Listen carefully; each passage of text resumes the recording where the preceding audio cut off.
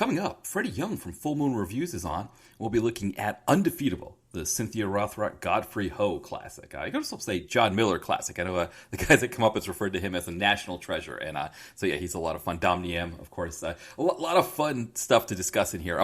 One thing I should mention about this episode, there's no break in the middle. So when Freddie comes on, we start talking, we kind of just go right through till the end there. So yeah, you don't have to get annoyed by my novel commercials or anything like that I have in there. So yeah, so stay tuned for that. Yeah, that'll be coming up here in just a bit.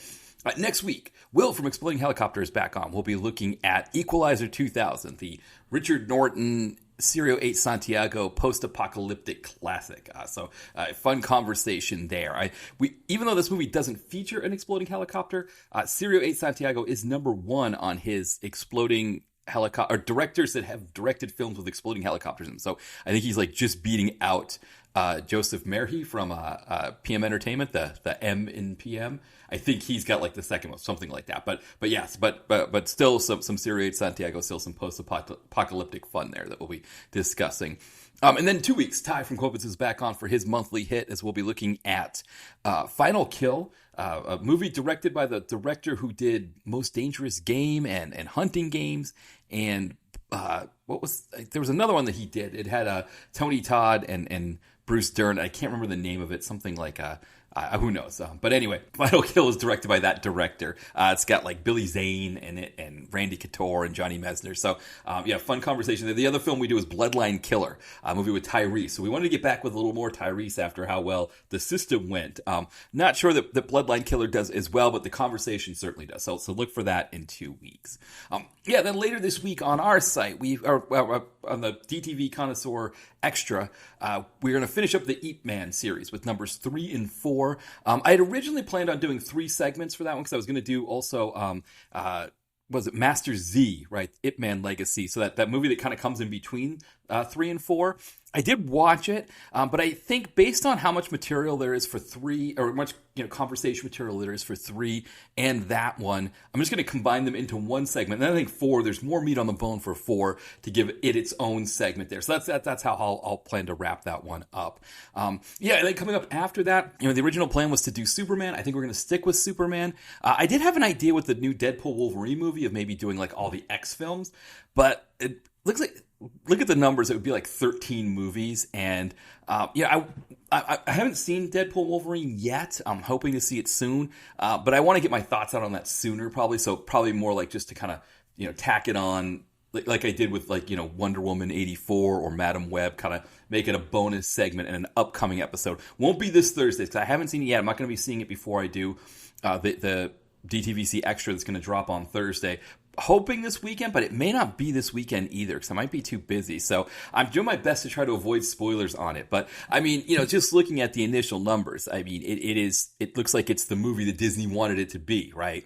And I do think for me as a fan of comic books in the late 80s, early 90s, it's cool to see Deadpool be this big, to be this successful. I think you could probably firmly put him in as maybe like the third biggest Marvel hero, like maybe Spider-Man, Wolverine, Deadpool, and even Wolverine was kind of a newer one, right? When I started collecting, he'd been around for like maybe 10 years at that point.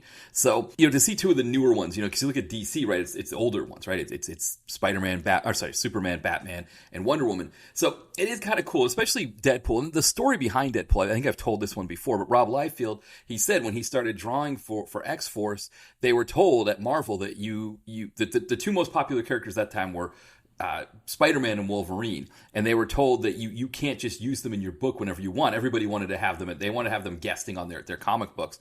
So he invented Deadpool and Cable to be his own Spider-Man and Wolverine. Well, now Deadpool's that big, right? He's up there. He's in the conversation.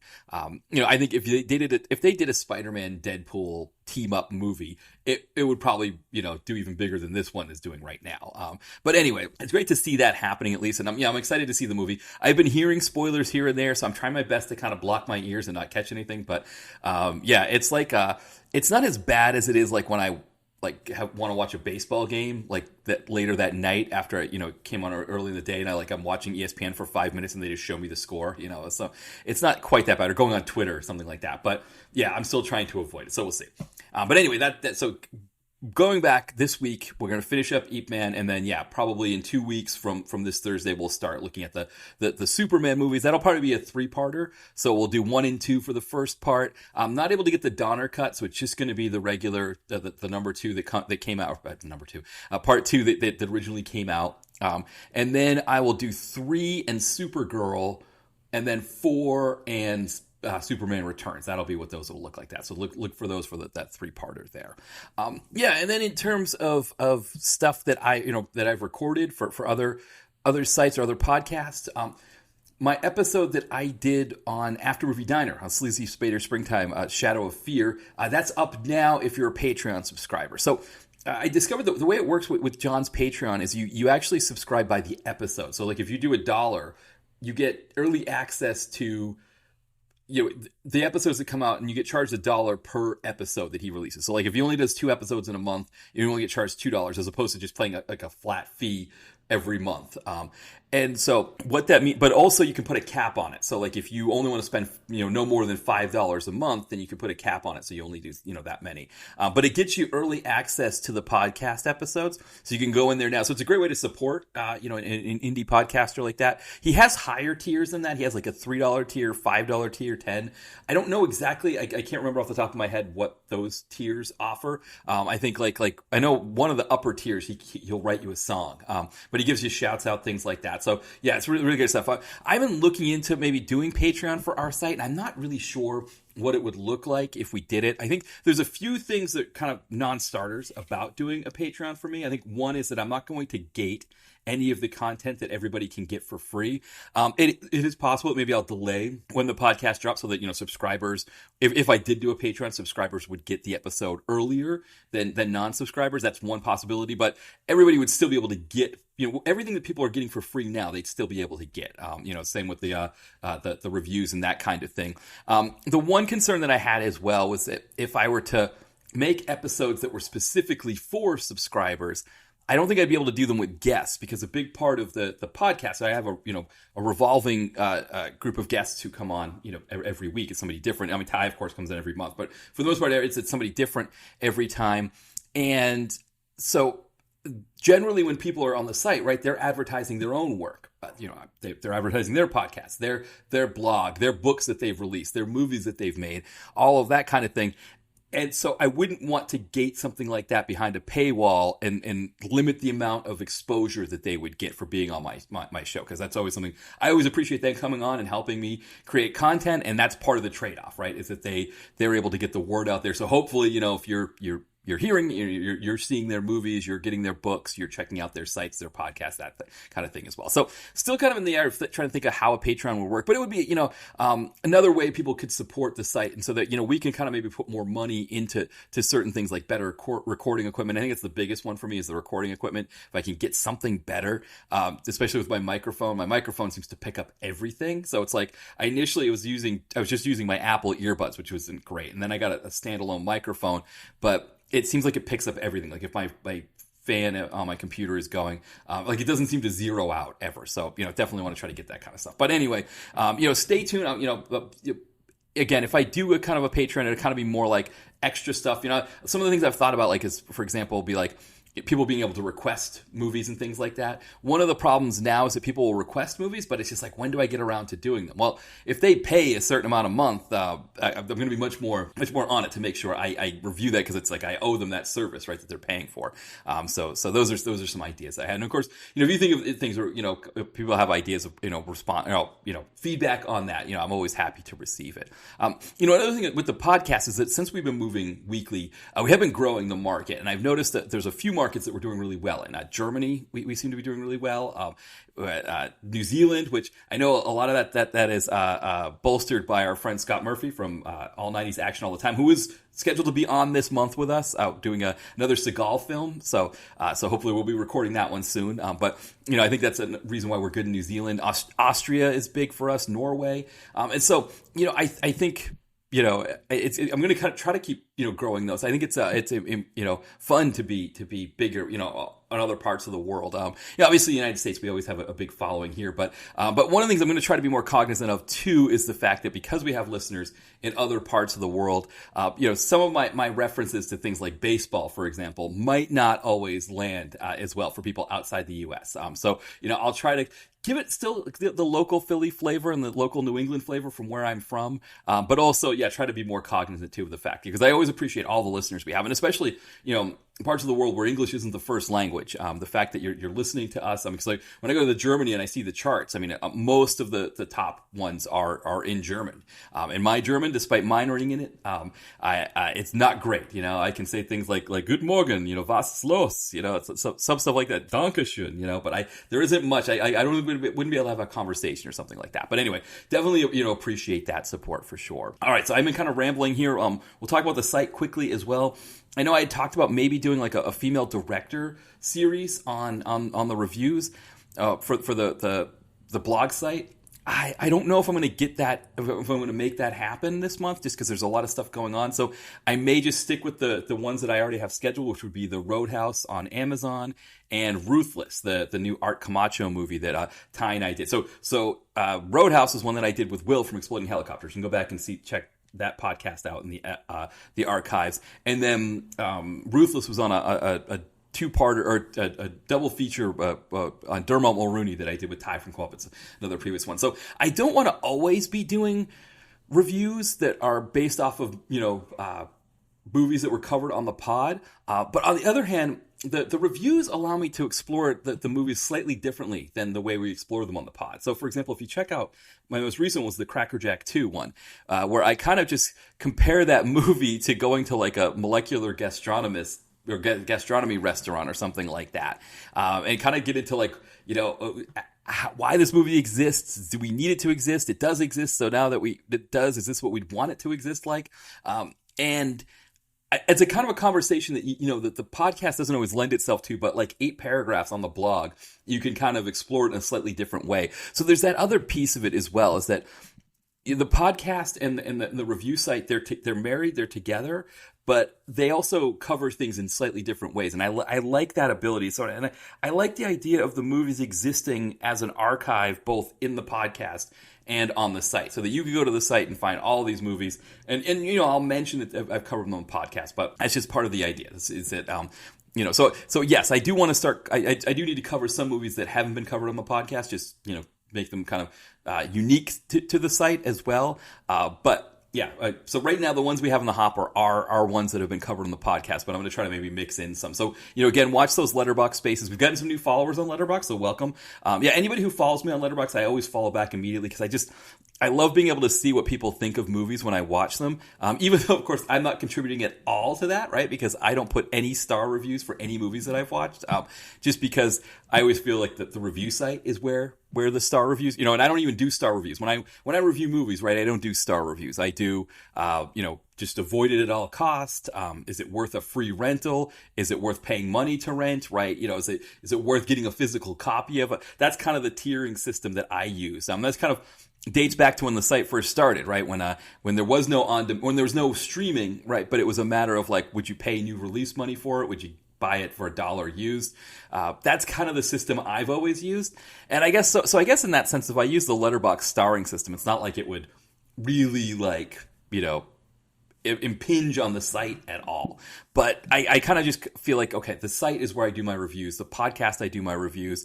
And Letterboxd is more just about me logging movies and keeping people abreast of what's happening on the site by using the list functions to kind of give people an idea of what's coming. So, but I do kind of, on the other hand, I like it. Like if I watch a movie like Wonder Woman 84, I can see all the people that I'm following on Letterboxd, kind of what they've thought of the movie and get kind of an idea of, is it clustered around a mean, or are they kind of running the gamut of different stars? And also, some of my friends like, oh, this is what they thought of it. That's what they, it gives me a good sense that I kind of like. So it is kind of a double-sided thing where I'm not contributing to it, but I like the fact that everybody else is contributing and I'm taking advantage of that. So I don't know. But anyway, yeah, if you follow me on Letterboxd, I'm always keen to follow you back. Yeah, I think that's kind of everything before we get into our initial thought here. I was just trying to think if there's anything else we wanted to cover, but I think we're caught up. We're ready to go here. So, Yeah, I mean, getting into the initial thought, but this was one that had been cooking for a couple weeks now, and just other topics have come up to kind of push it back. But I wanted to talk about with streaming, something that's come up recently with streaming that I discovered that is it's a little different from the kind of the current binary conversation around, like, physical media uber alles, or no, get it on streaming and don't bother buying the physical copy, and sort of where everybody falls in that one. And of course, for me, I'm always a big fan of being a collector. I mean, this site wouldn't exist without the physical media element, right? When the site first started, that was what we did, right? I was getting VHSs, I was getting DVDs. At the time, I had a computer that I could use. I could capture images from DVDs, but then I also had software that allowed me to hook my computer up to my TV, so I could get VHS movie rips. I could get from my cable box. So if you remember when I did I don't know if it was a wild card review or an April Fool's review, I think, on the Britney Spears movie Crossroads, I DVR'd that movie and I just captured the images from the DVR. I don't have any of that technology anymore. So it's like initially the site wouldn't have existed without physical media, but now where I'm at, the site wouldn't exist without streaming, right? Because I don't have any way to capture those kinds of images. The apartment that I live in is small. Of course, for a good chunk of the beginning of the podcast of the site, I was living at home with my parents, and so I would say the good chunk of it, because there's period where I was living in Portland, Maine as well. So it was kind of in there. But even when I was living in Portland, Maine, I think I was storing a lot of movies in their basement. And there's a lot of movies that are just down there right now in their basement. Recently, John Cross from After Movie Diner, he was talking about Wings Hauser, and there's a movie I mentioned called Guns and Lipstick. That's I think it's Sally Kirkland is the lead. It's got Evan Laurie, but Wings Hauser's like playing piano, doing something like jazz or blues piano. I can't remember, but it's kind of an obscure Wings Hauser flick, and I found a copy of it on Amazon and bought it. And so it's the kind of movie that I wouldn't be able to review now, right? Because I would have no way of getting images for a DVD. On the other hand, when I moved down here to Philadelphia, it stayed in the bin of movies that I didn't take with me. So it's kind of just there in my parents' basement. I don't have to go get it or something like that. So I'm kind of in an odd spot when it comes to that, because I really appreciate the collectors. I really appreciate the physical media, but I also see the benefit in streaming. Anyway, recently I saw that the first two Catherine Bigelow movies are available on. Were available on Tubi. And so I was really curious about this because I hadn't seen, she's one of my favorite directors. The first movie of hers I saw was Blue Steel. So I was curious to see if, okay, if these first two movies, which I'd been meaning to see for a long time, of course, one of them has already been taken down, right? So that's always great too, right? That Tubi has something up for like a week or something like that. So it was like, and the two movies, if you're curious, it's the first one's called The Loveless, which that one I believe is still on Tubi. But then the other one's Near Dark, comes out in 1987. I think Tubi took that one down already, which is great. Just go up there for like 2 weeks or whatever. But at the time when those two were up, they also had on Tubi, they had Blue Steel, which again is one of my favorites of hers, Point Break, K9 the Widowmaker, or K19 the Widowmaker was there. And so I was like, okay, with that base, I wonder if I could watch all of her stuff. It must all be available somewhere. And I was curious to see, really what I was curious to see wasn't if everything was available on demand. I was curious to see if all of her stuff was available on free streamers. And so I discovered like Detroit, which I haven't seen Detroit yet because I think just the subject matter is so weighty that I haven't been in the mood to watch it. But I really feel like I should, especially now watching The Bear with Will Poulter. It's like, and then, Anthony Mackie, and in the Marvel movies, like I probably should watch it, so just make it happen. But that one I think was on like Roku channel, and then like Zero Dark 30 I think is like on Plex or something like that as well. The Hurt Locker was available to rent. So okay, that was my first one that was like, okay, I've got to pay $3.99 if I want to get Hurt Locker. That's fine. And Zero Dark 30, it might have been on like Paramount too. That could have been whatever. Again, K19 was on Tubi. So then I go to The Weight of Water. Movie comes out in 2000, right? Directed by Catherine Bigelow, stars Sean Penn, was in the theater. One thing that made me curious about this one, I hadn't seen it before. I didn't realize that it takes place near the Isles of Shoals, which I grew up near the Isles of Shoals, where I grew up in Kittery, Maine, in Portsmouth, New Hampshire. The Isles of Shoals are a set of islands that are kind of just below there, and kind of following up on that sort of the border disputes that Maine and New Hampshire have. Some of the islands are on the New Hampshire side of the border, some are on the Maine side. One of my earliest memories, I think I was like 5 or 6, we were taking a boat down to the Isles of Shoals, because you can only get there by boat. We're taking a boat down there, and I was kind of hanging out over the edge with a sandwich in my hand, and a seagull flew by and just grabbed the sandwich, like just took it right out of my hand. I got scratched on the hand. It scared me. I mean, I've always had a hearty respect for seagulls after that incident. So even, whatever it is, like almost 40 years later, I still, when I see a seagull, I respect their space, and I kind of know that, what they're capable of. But anyway, this movie takes place there. So I thought, okay, Weight of Water, that's an interesting one. I look, and it just says Amazon on IMDb. So Amazon doesn't even have it on demand. I can't even rent it for $4. My cable company, same thing. I can't even rent it for $4. And then I noticed that the DVD wasn't in print. That there's like foreign DVDs in print. And so, like, for again, talking about my foreign listeners here, you tend to have more movies available on physical media than we do here in the United States. Not everything goes to physical media, but also things go out of print more frequently. John, from After Movie Diner, he actually found on Amazon like because I couldn't even see a used copy available, but he found a used copy at least. But the thing is, I don't want a used copy of Weight of Water. I don't want a copy of Weight of Water at all, right? I just wanted to watch it amongst Catherine Bigelow's movies. Now, the other one, Strange Days, actually is available on DVD, but it too is not available on demand.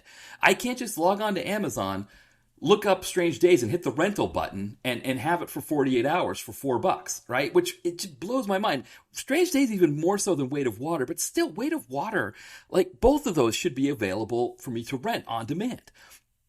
I noticed that other directors have similar situations, like with Scorsese, it's Kundun. Now, I guess Kundun, you can make a little bit of an exception in the sense there's no big stars, right? There's no Sean Penn in Kundun. There's no Ray Fiennes in Kundun. Another one was Girl 6 by Spike Lee, which I remember seeing that one on HBO at a friend's house. And again, as far as I can tell, it might be out of print on DVD even, but you can't rent it on Amazon. I mean, we're talking about some of the greatest living directors, and not just greatest living like foreign directors. These are American directors who made films that were released theatrically here in the United States. They were widely released theatrically in the United States. I mean, Girl 6, I remember that one showing in the theater near where I lived. I remember Weight of Water, was being advertised as showing in the theater. It might have been more of an indie release, but it was still released theatrically. Obviously, Kundun, I mean, it was a Scorsese film. I remember Roger Ebert talking about that one on his show. So the fact that there are movies from major directors that were released theatrically here in the United States, and you can't just log on to Amazon and hit the rental button and get them. For me, like, that's a failure of the whole streaming concept. I understand if Frogtown 2 is not available, right? Or One Man Force or something like that. And I understand for collectors, right, that you want a copy of China O'Brien in the best possible version from Vinegar Syndrome, one for your collection, right? Like if I was still collecting, that's a movie, I would want China O'Brien 2 in my collection. Or, talking with Freddie coming up here about Undefeatable, he's got that one in his collection. I would want something like that in my collection. That's one thing, right? And then, of course, the fact that, like, Tubi still has, like, Undefeatable available to stream, but yet, China O'Brien, you can't stream, right? I kind of get that as well, right? It's a little bit more obscure. It's a little bit harder to get. But the whole promise of streaming and on-demand rentals is the idea that pretty much anything that was major release over the past 30 or 40 years should be available to me, at the very least, to be able to rent it. And so I think obviously for people out there that talk about how, you need physical media because you don't want to run the risk of like the streaming services pulling a title, right? Or a title getting vaulted or disappearing or something like that. Yes, I totally get that. And I get that especially from the sense of like, more obscure titles like a China O'Brien.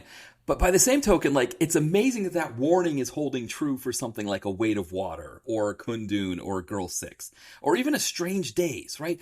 A Strange Days should be available. I should be able to pop on Amazon and rent that. And so it is, to me, I think it's not a good sign, right? It's at the very least, it's a sign that this system does not work as well as they want us to believe it works. These are major directors that I should be able to find all of their movies. Again, the real question shouldn't be, can I rent them or not, right? The question should be, how many of them are available on streamers that I already subscribe to?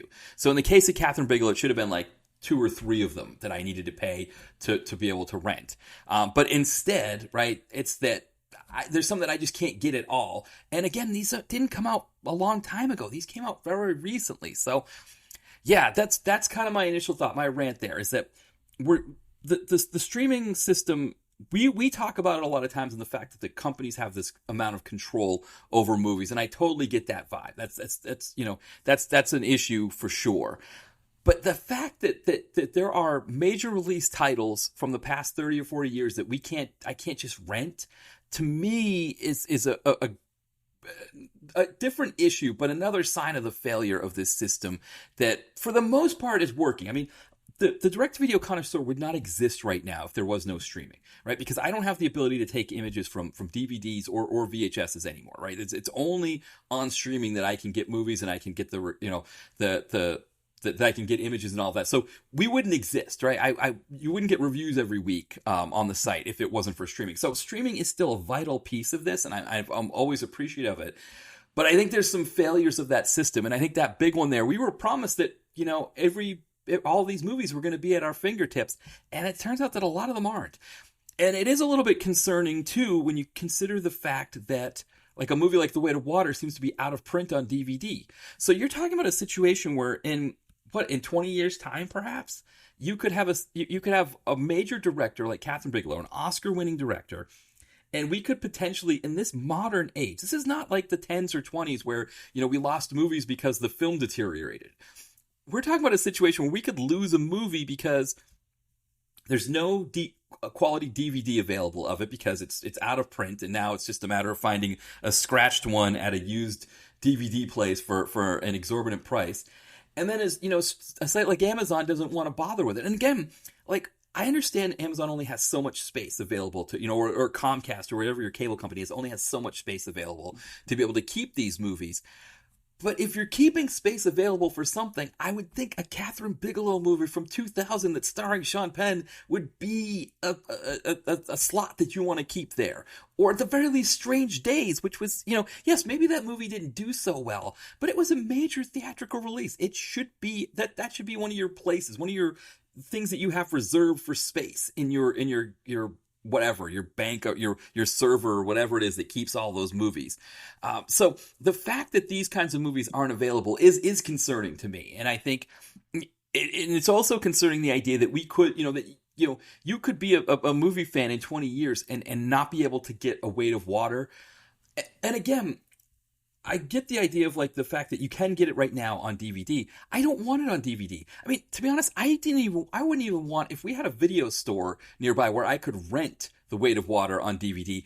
I don't even want that. I didn't want to leave my house to see Weight of Water. I just want to be able to open up my tablet or, open up the app on my TV and hit the rent button, have it hit my credit card for $4 and watch the movie, have a 48-hour window to watch the movie. That's all I'm asking for, and I don't think it's too much to ask for with a major release film by one of the current greatest living directors, with an Oscar-winning actor who's starring in the film. I don't think it's too much to ask for that to be available on streaming, for me to at least be able to rent it on demand. Okay. That's my rant there. There's my initial thought there. So what we'll do is I'll have John from After Movie Diner, Miscellaneous Plumbing Fixtures, playing our theme song. And then when we come back, Freddie Young from Full Moon Reviews will be on, and we'll be looking at Undefeatable.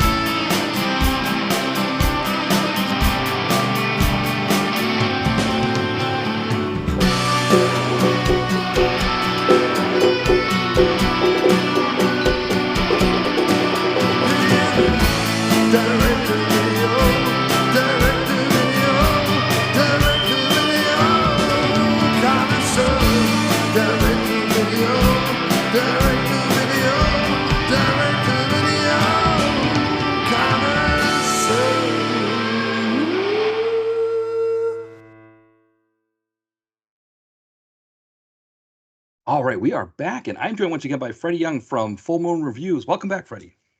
Hey, glad to be back. Thanks for having me back.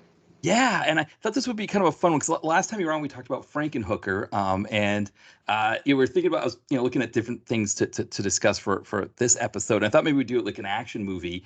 And when I mentioned Undefeatable, you mentioned that you have a 4K version of this.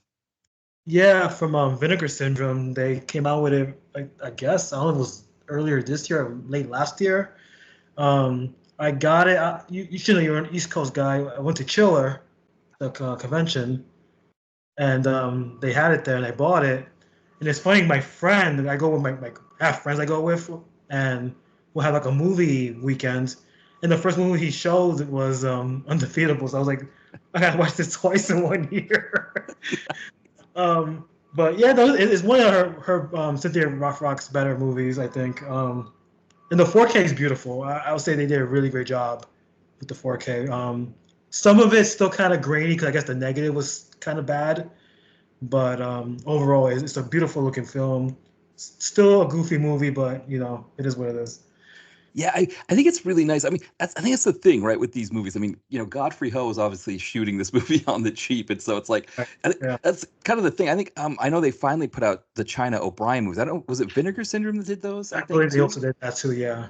Yeah, and I think those ones also it was like a cheap negative or a cheap version, and it's like if they don't have a good version of the movie, it's hard for them to make it, because we want all these, we want these on Blu-ray or 4K. But yeah, sometimes they're made so cheaply back then in the 80s and 90s that they can't always get a good version.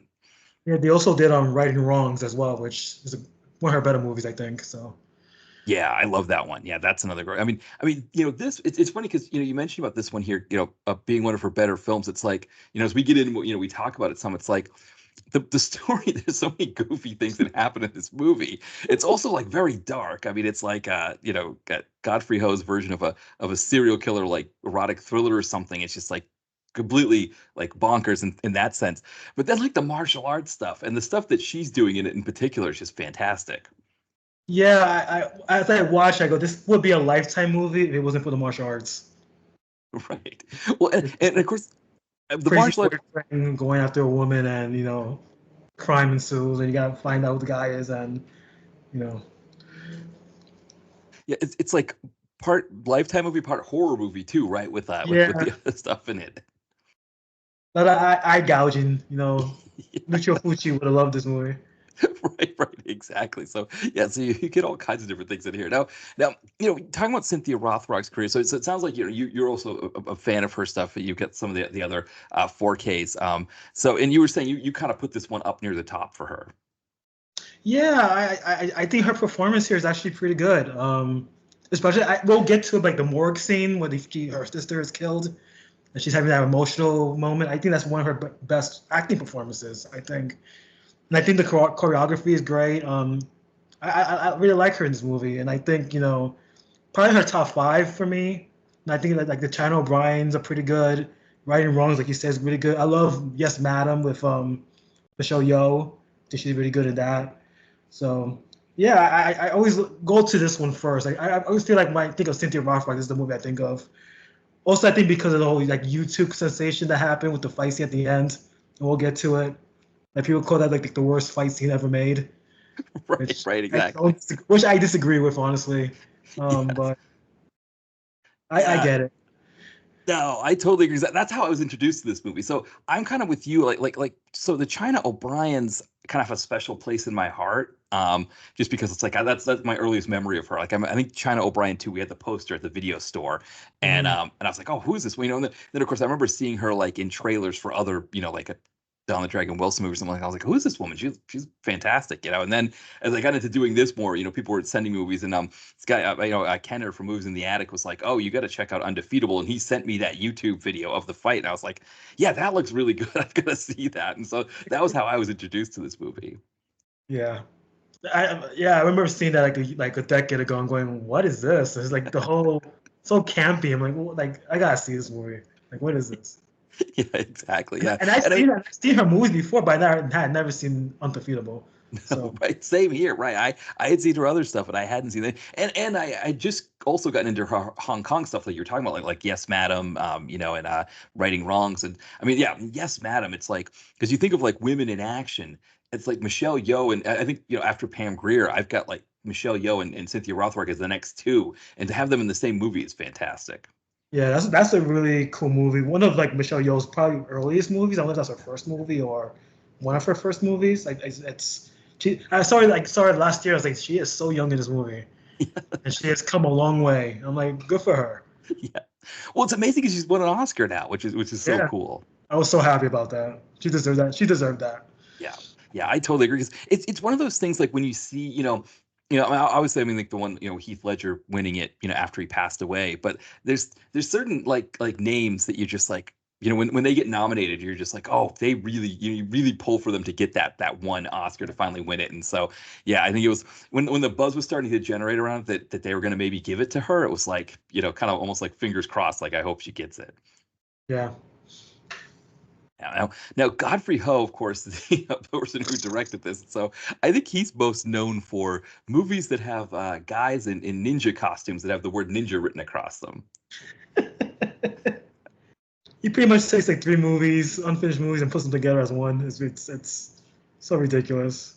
I mean, it's funny when you think of like the SAG, the recent, Screen Actors Guild strike, where they're worried about things like AI and stuff, which on the one hand, people would think like, oh, well, maybe they're worrying about too much, like it's like it's not such a big deal. But if you see like what Godfrey Ho did to Richard Harrison, it's like Richard Harrison thought he was making like one or two ninja movies and then ended up being in 20. They have a right to be a little bit concerned because now that this AI technology, that you don't have to necessarily be Godfrey Ho, right? Anybody could make those kind of movies now. Yeah, it's scary what technology has become. I'll say this about Godfrey Ho. He's not the best director out there, but he's definitely entertaining in terms of his visuals and how he presents movies. Like Robo Vampire is the first one I think of. Just a ridiculous movie, but it's so much fun to watch. Ninja Terminator, it's awesome. I mean, makes no sense, but you gotta be in the right mind frame to really enjoy those movies. Yeah, it's just this idea of someone who buys up a bunch of movies, like I think they were like Thai movies and Hong Kong movies and stuff like that. He just buys it up and says, "Well, what can I do with these?" And then he looks at like what trends are happening in America, and it's like, "Oh, I'm gonna get this American actor to play ninjas because everybody likes ninjas. And I'm gonna put a bunch of these ninja movies and just flood the VHS market." And it worked, I guess, because I mean he made money off them. Yeah, it was cheap to make, and he was very talented in like creating a completing a puzzle. You had the puzzle pieces, and went, this doesn't really match, but hell, I'm just gonna put it together and see what happens. And you know, like how many movies did he make? Like 80 movies, 100 movies? I Right. mean, Well, because he's a listed at over 100, but then I think there's some that like there was another guy who was considered the director and he was considered the producer, but it's kind of still the same thing where it's like that kind of that I don't want to say the like you said the puzzle pieces getting put together kind of thing. right. That like somebody else technically directed the scenes that don't involve the other movies, but really it was Godfrey Ho's project. Well, yeah, technically, yeah. I guess technically he was the director because he put it together. Right. I kind of wonder if it was like the same idea of like, with like big budget productions that have like the second unit that's like filming stuff at the same time. If like Godfrey Ho was like had this other guy directing these movies at the same time he was directing them. So it was almost like instead of it being second unit for the same movie, it's like second unit for a second movie. Yeah, I feel like I think a lot of horror movies did that too around that time as well. There was like a lot of horror movies that had multiple plot points and you didn't know why these things were together, but it just worked for some reason. It was just like, okay, well, I'm gonna go with it. Yeah. Well, because it was like kind of the earliest version of the Asylum, right? Where it was like, Yeah, you know, yeah, whatever was big at that time, like whether like you mentioned, like the horror standpoint. I mean, horror, I think, with like kind of the video store era, action was big, of course, at that time too. But like horror, there was like so much low budget horror that people were consuming at the video store at that time. And yeah, you could pull off different kinds of trends, whether it was slasher movies or supernatural things, and people, I'm kids our age. I remember just buying them on a Friday night when I was doing a sleepover with friends or something like that, and we're all just watching like whatever horror movie was at the video store. yeah. And you gotta give credit to him because I think the ninja market in the '80s were heavily successful because of him. He made a lot of ninja movies. I think Because a lot of the ninja movies that people have seen are probably Godfrey Ho. You know, right. Because he kind of did it like in this way that was like you had canon, right, that are like making, like kind of like two different sets of ninja movies, right? They're doing the Sho Kozugi ones, and they're doing the Michael Dudikoff American Ninja ones. But right, then right. like Godfrey Ho is just sort of just like there was like such a market, like you said, there was an appetite for a lot of ninja stuff at that time, and Godfrey Ho was able to produce it at a scale that you think of Canon, right? Like Canon's always pumping out, they were pumping out movies quite quickly. Godfrey Ho figured out how to do it in a way that was even faster than what Canon could do. Yeah, just buy cheap material and just cut and paste. That's what you gotta do.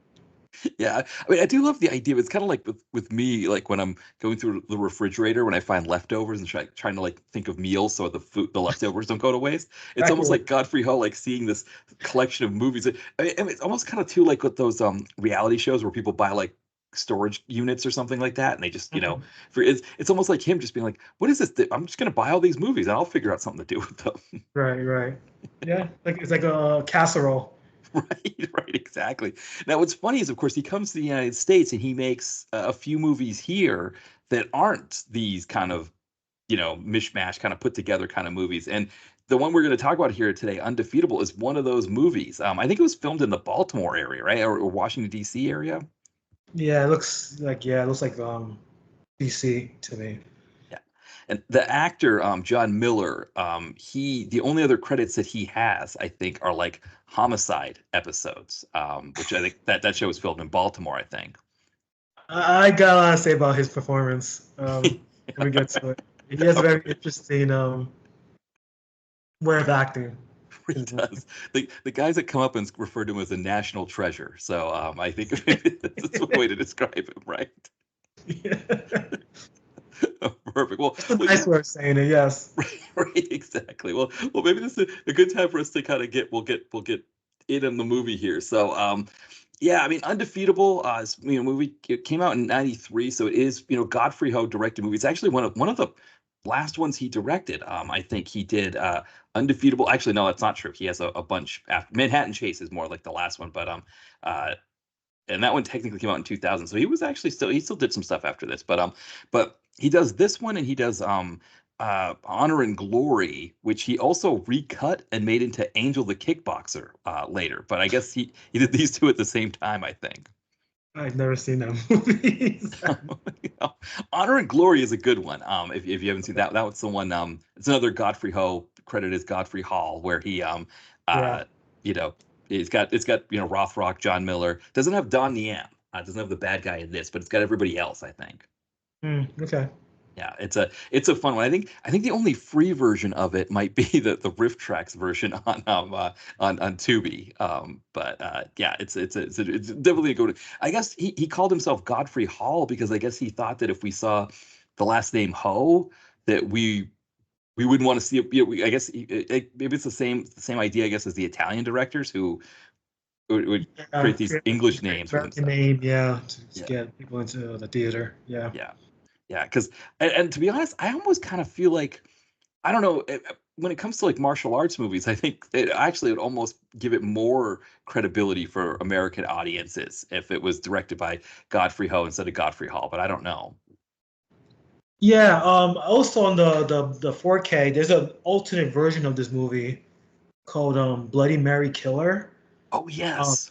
I didn't see it. I was gonna watch it before this podcast, but I didn't get a chance to. But it's a much shorter version in this movie, and I think it's like 10 minutes shorter, and it's like a lot more like Hong Kong scenes implanted within the American stuff. I think it's a different like actors also.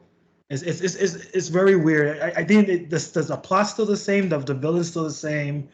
Cynthia Rothrock obviously still the focus, but I think it's a lot more about like the Hong Kong aspect of the story, which it's very interesting that he made two cuts of this movie. It's I don't know, it's Yeah. weird. Well, yeah, because that's the same thing he did with I've heard about Bloody Mary Killer. I completely forgot about that. Now that you mention it, because it's the same thing he did with Honor and Glory. He cut a different version called Angel, the kickboxer. But yeah, I've heard about Blade. So that's actually on the 4K as well. So you can actually get Yes. both of them.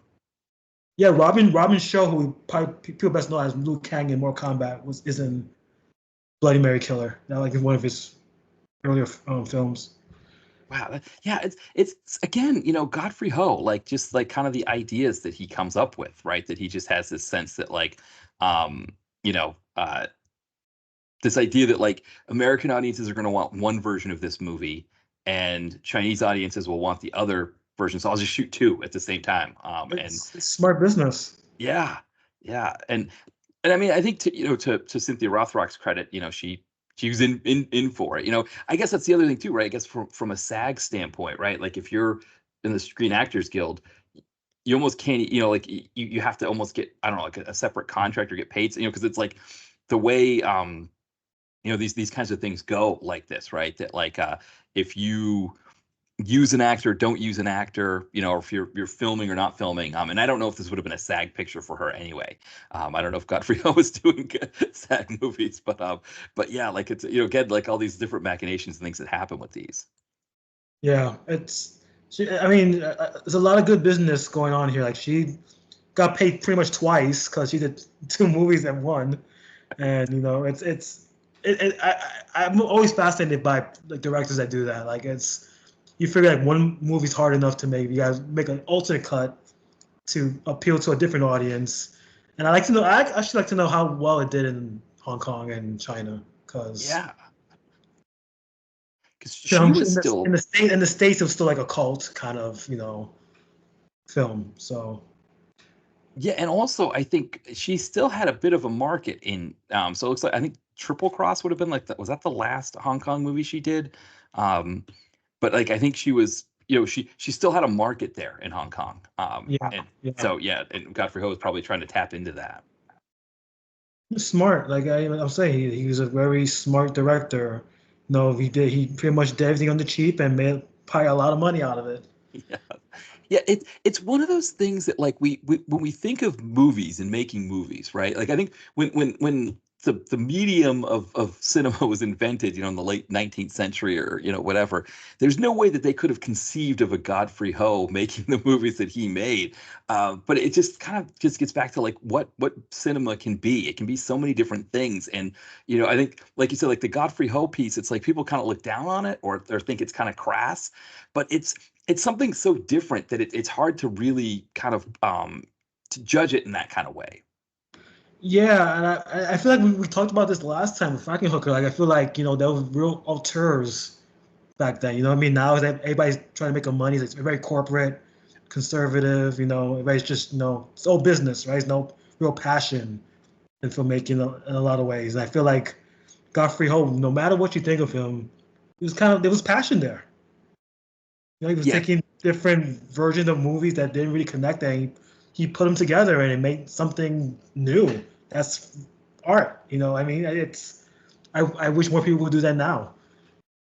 right. It's almost like kind of like the thing with sampling, right? In the 80s where, you know, people thought it was like stealing the music, but it's kind of different. Like you think of like Wu-Tang with Cream, you know, like RZA just takes like the opening of a song. I can't remember the name of the song. It was a group called the Charmels, and it's just the very beginning, the very little beginning of it, and then the song goes into its own. It's an R&B song from the 70s. The fact that he could just pull that little piece out and turn it into something else, there's this idea of like, well, no, you're stealing it if you use that, or you're using it improperly. I guess it's the same thing if Godfrey Ho is taking like big budget movies and doing the same thing that he's doing here with them. But there's an art to it that I think gets overlooked, and like you said, in the whole corporate aspect of it. Yeah, I think that's a very lost way of filmmaking these days. I just feel like people just want to make a film just to make money and be part of like a studio like Warner Brothers or Disney or whatever.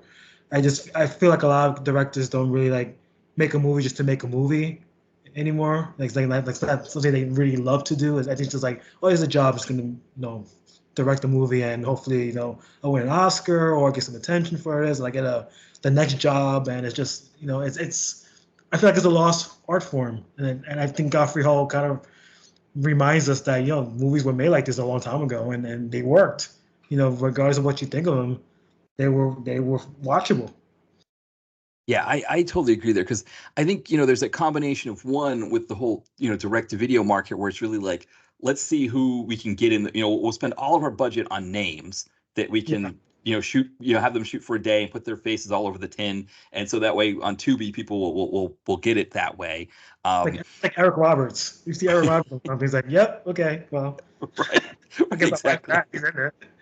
I know. I know. My wife and I saw him on My Cat from Hell. It's like, Right. his wife was like, talk, and he just shows up every, couple scenes to talk about how the cat's doing. And then they're like, oh, he's going to go shoot a movie. So he's not going to be in these. But it's like, his wife gets him in everything. And it's like, yeah, it's like he kind of started this thing and now everybody's doing it, right? Like Michael It's Pare or Dermot Steven Mulrooney. Seagal's doing it now. He's like Yeah. maybe 5 minutes, and it's like he's on the poster, but he's not really in the movie. Right, right, right. It's people like I know Simon from Explosive Action on one of them, the sniper movie that he did. He counted the amount of time that that the Seagal actually spent standing in the film, and it wasn't long. Like it was a very small fraction of the movie that he was in the scene, and then he was even standing in the scene. Sounds about right. Yeah. But it is, I mean, you think about like with people especially that are really good at editing and with the software that we have for editing now. I mean, imagine the fun stuff you could do with Seagal movies if you kind of did this the Godfrey Ho approach to that. Yeah, I always find that fascinating that these guys just come in and just get top billing and they can maybe pay a whole bunch of money for like maybe 5 minutes of work. It's Right. it's. I feel like Nicolas Cage was doing that for a while too, but now he's kind of become more of a back into like a real actor. And he's kind of like gone like in and out of that. So it's very like interesting to watch these actors kind of just why are they really doing these movies just for I guess to get a paycheck, or are they passionate again in their projects? So like it's funny to watch. Like I said, every time I go like on Tubi, I see Eric Roberts like in 200 movies. I'm like, what? How? Yeah. Yeah, I mean, because it's one of those things. So, like, Eric Roberts, I'm not so sure, but like, I think some of them, like Nicolas Cage, for example, I think it's one of those deals where it's like if he makes like three of those movies, it like subsidizes his ability to do something nicer that can't pay him as much, like a A24 movie or something like that. And I Right. think that's probably what a lot of them do now. And the other thing too, I guess it's like, it's like we were with Ty from Compass when we were on talking about John Malkovich, we were joking about him like his wife like being like, hey, we need a new pizza oven in the backyard or a new kitchen island. Okay, I'm gonna do this like low budget movie here and make the money to pay for that. And I guess, like I said, it's a very cynical kind of thing. But it's kind of the reality with the market now that there's just too many of those kinds of situations. I think he said Nicolas Cage. I think he said that he did it to pay his taxes. I Oh, guess he was like right. he had tax problems or something like that. And I guess he did those movies to kind of just to pay him off. And then now he's kind of back into like really like serious roles now. Like was the one he did with the Dream? What was it called? I forgot the name of his movie. He was like the Dream guy. Now he's doing like he's doing like stuff with Shutter now. It's like I'm saying like his career is very interesting. Um, and it's good to see him back into like really wanting to act again. Like it's like for a while I was like thinking, he's just here just for a check, and now he's like, hey, I want to be like a serious actor again, and it's cool to see that. And I kind of wish like Steven Seagal would do stuff like that again, like maybe care about a role he's in. Eric Roberts give him something bigger, maybe. I like to see something change. You know what I mean, I just feel like they're using these people as a brand rather than like actual talent, Yeah, and I agree. it's weird. Yeah, like one area that we see like a little bit better is like with Dolph Lundgren when he's directing his Mhm. movies, he's Yeah. more invested if he's directing, and maybe that's part of it is that getting these guys behind the camera, if they feel like they're more invested in the process, but Yeah, I mean the Nicolas Cage thing. I think you're right. Like, I think that's part of it too. Is I think these guys, like with Dolph, he was in the 2010s. He was doing bad movies. Well, it's like he got a divorce with his wife, so he had to pay alimony and Right, child right. support. Then he had a new girlfriend that he's got to pay for too. So suddenly it's like, okay, let's Uwe Boll wants me to make a movie. I'll make a movie with him. And I think that happens too with a lot of these actors. Is that like they get into debt and these movies are someone like a Randall Emmett comes to them with an easy paycheck, and they're like, okay, I don't have to work for that short period of time, so I'll do it. Yeah, there's a market for it. I mean, you make that money. Yeah, Yeah. exactly, I exactly. was like Mel Gibson, where you just got blacklisted, and you got to make um, on-demand video movies. I mean, he's doing well in that market too, so I can't really hate on him. Right. Yep, because that was the thing. Like, it's funny whenever I watch him in one of those direct-to-video movies, I'm like, you see like how much better he is as an actor than everybody else he's in the movie with, and it's like this reminder of who he was in the '90s. But on the other hand, it's like, I think Robert Downey Jr. is still friends with him because I think he helped get Robert Downey Jr. sober, and when he started doing the Marvel movies, he was kind of bringing all his friends in. So he had like James Spader, he got into a movie, he got Mickey Rourke into one, but like Mel Gibson was the one he couldn't, he Yeah, couldn't. obvious reasons. Yeah, Yeah, and I mean, you hear some of the stuff that Mel Gibson has said. It totally makes sense that like if Disney put him in a Marvel movie as like a bad guy or something, the next day Twitter would just be all of his really bad quotes just everywhere. yeah. And I feel like it happened to Bruce Willis, but we know what happened with Bruce Willis, that unfortunately. Yeah, And that was for a while. I was thinking the same, like, why is he doing these direct to video movies? And now you go, okay, that's why he was doing them. yeah, But it's interesting the trajectory of these actors that were so big in like the 80s and 90s, and now they're like doing these smaller movies, whether they're in there for 5 minutes or they're really the star of the movie. It's interesting to see how what stars have become these days. Because I feel like, are there really movie stars left in Hollywood? Like maybe Tom Cruise is the last one, really. Um, it's hard. It's you like, because why do people watch movies now? To watch the actor or to watch a brand? yeah. Yeah, it's funny because like so I haven't seen anything with this guy, with Glenn Powell, for example. I haven't Mhm. seen anything that he's done, but people are Right. like trying to tell me he's like the next big thing, or Austin Butler. I saw that he was in the Bike Riders. I've only seen him in one thing, and that was the Jim Jarmusch movie, only Last Night on Earth, I think it was called, or something like that. Okay. No, that's Yeah. another movie he did. It's the dead don't die. That's what it was Yeah, called. Dead or Alive. Yeah, yeah, yeah, yeah, Yeah, yeah. and I think part of it maybe is just because of my age. I guess Glenn Powell is also in Dark Knight Rises. I didn't realize that in Expendables 3. So I guess he's done other stuff that I Mhm. didn't realize. But I think there's that point, that kind of that thing where I'm like, do I really like this actor, or is it more because people are telling me like this is the next one, this is the one you've got to watch? And I guess when you talk about Tom Cruise, I mean Tom Cruise is in his 60s now, so I guess they've got to get more like of these guys. You got to get guys that are born like Glenn Powell says. He's born in '88. Like you need these ones who are born in like the late '80s into the '90s, because the other guys are getting older, and so it's like, no, believe us, Glenn Powell's a movie star, you're gonna like him. And it's like, okay, I guess I don't know. I feel like he might be good because Tom Cruise is like backing him. Mhm. But they were in Top Gun, obviously, Top Gun Maverick together. Right. Um, and I feel like Glenn Powell, I've seen him in a lot of things way before anybody started talking about him. He was like a big TV star for a while. Like he did like Screen Queens for like Ryan Murphy. Oh, okay. He Right, was, right. he was big on that. He was like a sex symbol on that. Um, and the next thing I really saw him in was like the Top Gun, and that was a blockbuster and a half. And he did the thing with Sydney Sweeney, Anything But You, Yeah. which did very well. Um, Right. and he's in Twisters, which should make money.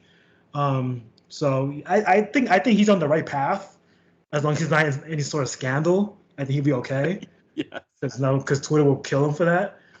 Um, yeah, and Austin Buzz another one. I feel like he's more of like an indie guy. I think too, like an indie movie guy. Yeah. Like I feel like he's more like into like these deeper roles. Like Dune, he was in. He was in the Bike Ride. Bike Rides was a good movie. He was in. Oh, that's good. Um, So, okay, I haven't seen that one yet. I I actually, feel, I feel like Tom Hardy outshined him a little bit, but he was good in the yeah. movie. Um, Tom Hardy's another one. He's kind of like he's been around a long time, and now he's kind of in and out of like the public eye, Venom and all that stuff he's been doing. Yeah, I feel like they need get actors and actresses to really like step up and really like sell these movies because the box office ain't doing that great unless you're like a big brand. Right. So and even Marvel's been struggling. So I think Deadpool's gonna save it. Yeah. But yeah, like Hugh Jackman, Ryan Reynolds, how many movies have these people done outside of Marvel and they haven't done well? You know, it's very interesting, like what people will watch you for. Like Chris Evans as Captain America would make a lot of money, but if he does like an outside project, no one cares. So it's Yeah. like it's interesting how That's a they. really great point because like Ryan Reynolds, right? I mean, he was in another comic book movie in Green Lantern, Mhm. and granted that movie came out kind of like in a weird time for DC because it was before Man of Steel, and it was in between The Dark Knight and Dark Knight Rises. Right. So, and DC was weird at that time anyway, because DC had a mindset. They weren't like Marvel where they were making a bunch of different things. They were like, no, we're just going to do Batman or we'll just do Superman, something like that. And they just decided, I guess for whatever reason, they decided, let's try Green Lantern while we're still doing Batman. And yeah, it just didn't work. But then they do Deadpool, and suddenly it's like, oh yeah, I guess because they got Deadpool more right, I guess, than Green Lantern. I feel like he had more control of that character than Green Lantern because that whole campaign was Ryan Reynolds. He's the one that really made that franchise work. And I think he's one of those actors that he's kind of hit and miss. I think If did really well. He's in that. What was the movie with he's in the video game. I think that did really well as well. Oh right, yes, yeah. So I think he's up there, but I don't know if he's like a star where you put him in like in any movie, people will watch it. You know what I'm trying to say? Like I feel like that concept has changed. And I feel Yeah, like people are pickier in terms of what they want to see. no, that's a really great point because there isn't anybody. That's a really good point because think about Tom Cruise, for example. I remember like you're talking about like in the '90s, it was like, what is the Tom Cruise movie? And it didn't matter if it was like Born on the Fourth of July, which is big, Oliver Stone kind of movie, or if it was a Mission Impossible, or even something like Vanilla Sky. We would go see it if he was in it. And yeah, that's a good point because I can't think of who that person is now that like if they're in the movie, you got to go, like you just drop everything and that's what you're going to see. I think people are saying now it might be like Timothy Chalamet Yeah. because he's been doing really well. Like Wonka did really well, Dune did really well. He's playing Bob Dylan next. I think that's the next movie he's doing. And that's the real test. Where people see him as Bob Dylan. Right, Um, right. but yeah, it's strange because sometimes I'll see an actor and go, yeah, like I like the actor, but I go, is the movie is the movie good enough for me to go watch it? Like, do I want to waste 3 hours of my time? And I also think that's a problem too. I think movies are longer. I think that's Yes. also an issue. I think movies should be a little bit shorter than they are now. Um, I think that's a Marvel thing that did that. But because I was gonna watch that Kevin Costner Western Horizon, but it's like 3 hours. I'm like, oh, do I really want to sit here for 3 hours in a Western with Kevin Costner? Like, Right. not really. I wait for streaming. So yeah, that I think this priorities have come into play. Money, time, um, fandom has changed. I think influencers now are more celebrities than actors and singers. Um, it's a different world. It's a different generation. I think Gen Z has really changed the perspective of what we see as celebrity now. Yeah, I think that's a really good question because I think thinking about Timothy Chalamet. I mean, like my nephew who's like 18, he's a fan of and like they love seeing him on Saturday Night Live and Mm. things like that. And for our age group, it's like okay, it's not like he's not somebody that's gonna like get us out to the theater, but it might be for like you said for younger people, and maybe that's the thing, right? They're trying to figure out who these next people are, but by the same token, it's like Yeah, like we're the ones who, we're kind of still that age group that grew up in the movie theater, and the movie Right. theater was like the only thing. And, it was, I mean, it's still kind of that mind, going to see a movie in the theater is still kind of, it's still the best way to see a movie. It's still like a special experience when you see a movie on the big screen like that. But, Hmm. when we were younger, the difference between renting a movie on VHS and of course the amount of time you had to wait from when a movie was in the theater to VHS, Yep. on a 19-inch tube TV, right, where the movie's like crammed into either a letterbox version or it's formatted to fit the TV. There was such a huge gulf between what the movie theater experience was compared to that. And of course there's so many cheaper ways to see movies in the theater, right? You had dollar theater nights, you could smuggle your own food in and stuff like, which I guess you could still do that stuff kind of stuff now. But Yeah. yeah, but you're right. And the length of time though, I think is another piece of it, because it's like, I was watching the Star Trek movies for the podcast, and none of them were over 2 hours. They were all like an hour 45, something in that range. And those were Right. blockbusters. Those are movies at that time that were getting summer or Christmas releases. That Paramount was expecting top 10 grosses for those movies, and none of them were over 2 hours. I think maybe one of them might have been, but they're for the most part they're an hour 45. Now it's like you get a new Batman movie that's 3 hours long, and it's like it. Hmm. I watched Wonder Woman 84 recently. That one was an hour and a half. Or sorry, 2.5 hours, and it's like did Sorry. it That. right? Yes, right. Like, why did that movie need to be that long? There's so many like Wonder Woman. You watch the TV show; it's like 45 minutes. It was more entertaining to have a 45-minute episode of the old show with Linda Carter, I think, than two and a Yeah. half hours of that. Yeah. It's I don't know why that changed. I don't know if it's content. They people just need content.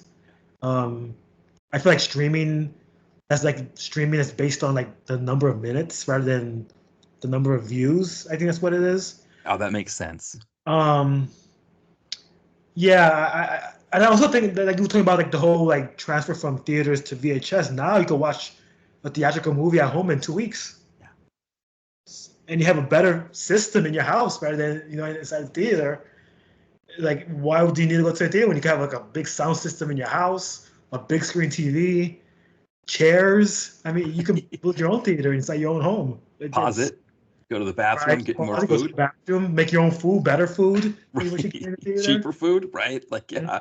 I mean, It's one of the things for me, a lot of times when I go see movies in the theater, I'm seeing like Saturday afternoon matinees. So I'm like there at like 11 or noonish, and the theater's not that full. Because one of the things I've read is that the theater going experience with fellow theater goers is horrible now. Like there's people on their cell yes. phones, that Mhm. kind of stuff that I fortunately I've never experienced that, just because it's been, nobody's at the theater when I'm going. Yeah, it's really bad now. I'm gonna say I'll say the last maybe two movies I went to. There were people on their phone. There were people talking. Um, People getting up their seats and coming back and going to leave again. It's not a fun experience at all. And the tickets are so pricey. Like I always like ask myself, what can you change to make the movie business better? And I honestly don't know. Um, it's it makes me long for like movies like Undefeatable, because like it's such a simpler time and you could just enjoy yourself without worrying about like box office or like people interrupting your viewing experience. And now it's like work. Going to the theater is like work. Right, right. Well, that's the problem, right? Is that like it's so much easier today, right? Like if I had my options, right, between going to the theater to see, like you said, like that Kevin Costner Western, or Yeah. Dune 2 or something like that, I could do that, or I could stay home and fire up Undefeatable on Tubi for free and just have a Right. commercial here or there. And I mean, those commercial interruptions aren't anywhere near, like you said, like dealing. Again, I haven't. Fortunately, because I do those afternoon matinees, I haven't experienced people talking or using the. If somebody's using their phone, they're usually so far away from me in the theater that I don't worry. But the price, I mean, it's $11 for a matinee now. I remember when matinees were half that price. Mhm. It's $20. I think it's 20 for me to get the big soda and the big popcorn. So you're talking about like popcorn and the drink being $10 a piece, to just to have something to snack on at the theater, when you don't have to worry about any of that when you stay home. And like you said, now, something like Undefeatable has a 4K version that you can watch on your home entertainment system. I mean, Undefeatable in the theater would be a ton of fun, but also it probably wouldn't come with any of the baggage that we're talking about here when you go see that. Like if you go to an indie theater and see Undefeatable on the big screen, probably everybody there is having a great time and respecting what they're watching. Right. Yeah, it's a shame. It's yeah. I don't know what changed. I don't know. It was the pandemic. I don't know. It was before the pandemic. 'Cause I think before the pandemic, things were actually kind of better. I think since COVID happened, like I think people just stopped caring about other people. I don't know. It's weird. I have a movie subscription for like AMC, so I go there because I'm paying $25 a month to see movies, right? So I'll use it for that. But like honestly, like I'd rather just wait. It's on streaming. If I really want to see the movie, I'll buy it on demand and watch it at home. And then say I don't watch the whole thing in one day, I could watch it the next day and finish it. It's that's the that I think that's the conveniences. I think is really the issue here.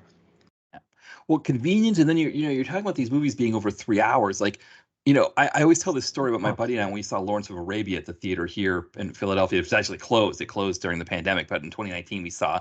I guess it was an anniversary of the extended version of the film or something like that. I think that's how it worked. But they have an intermission, and it was a beautiful experience. To be honest, it was like we got our big popcorn and our big soda.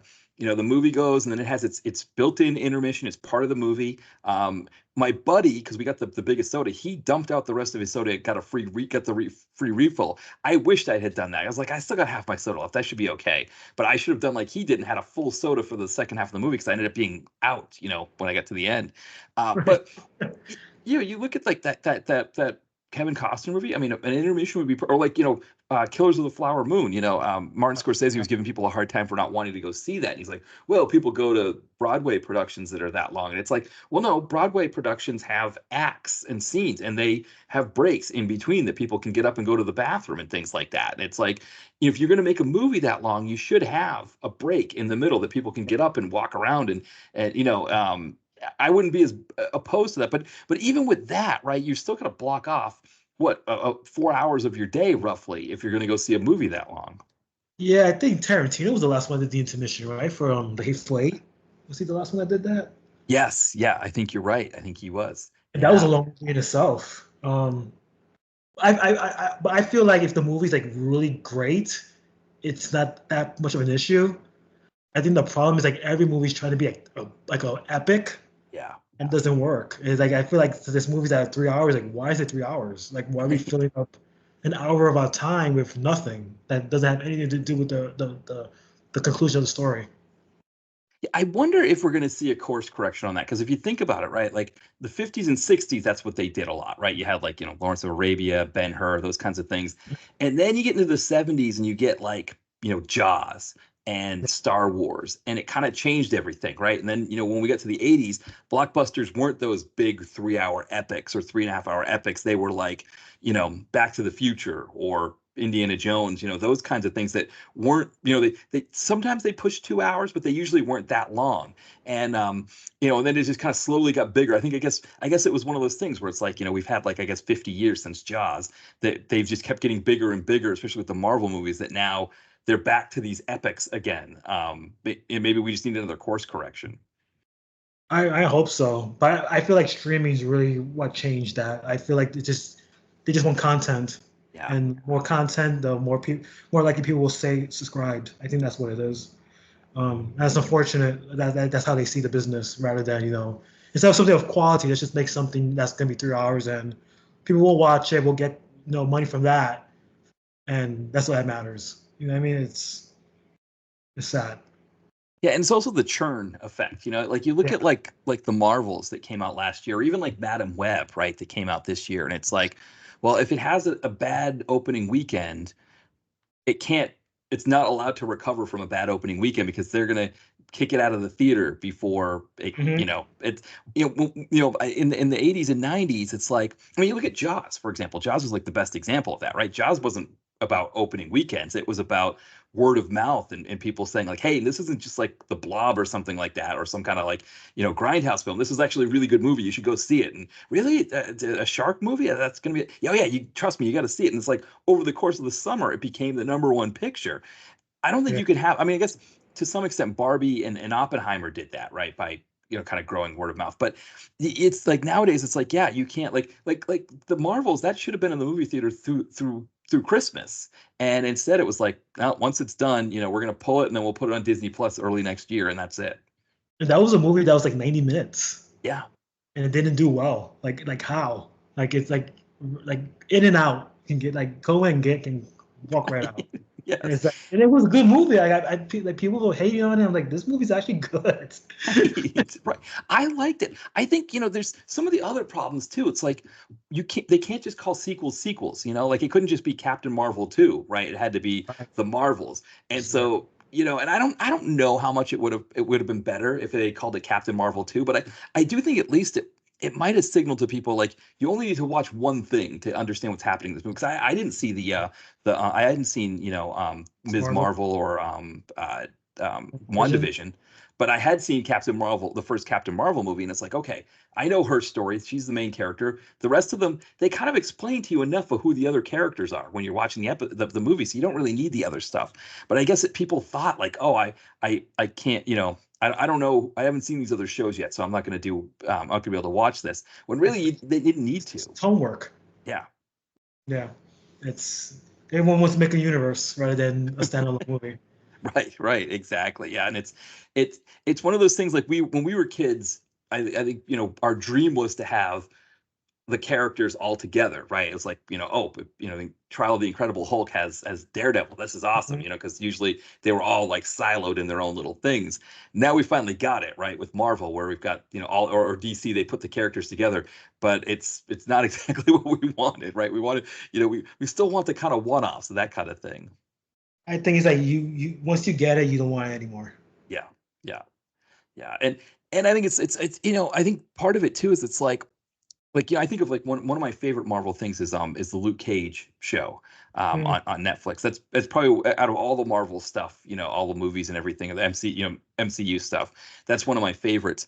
And it's like one of those things where it's like, they just, because now that Disney has it, it's like you can see it anytime you want. The two seasons they're on Disney Plus.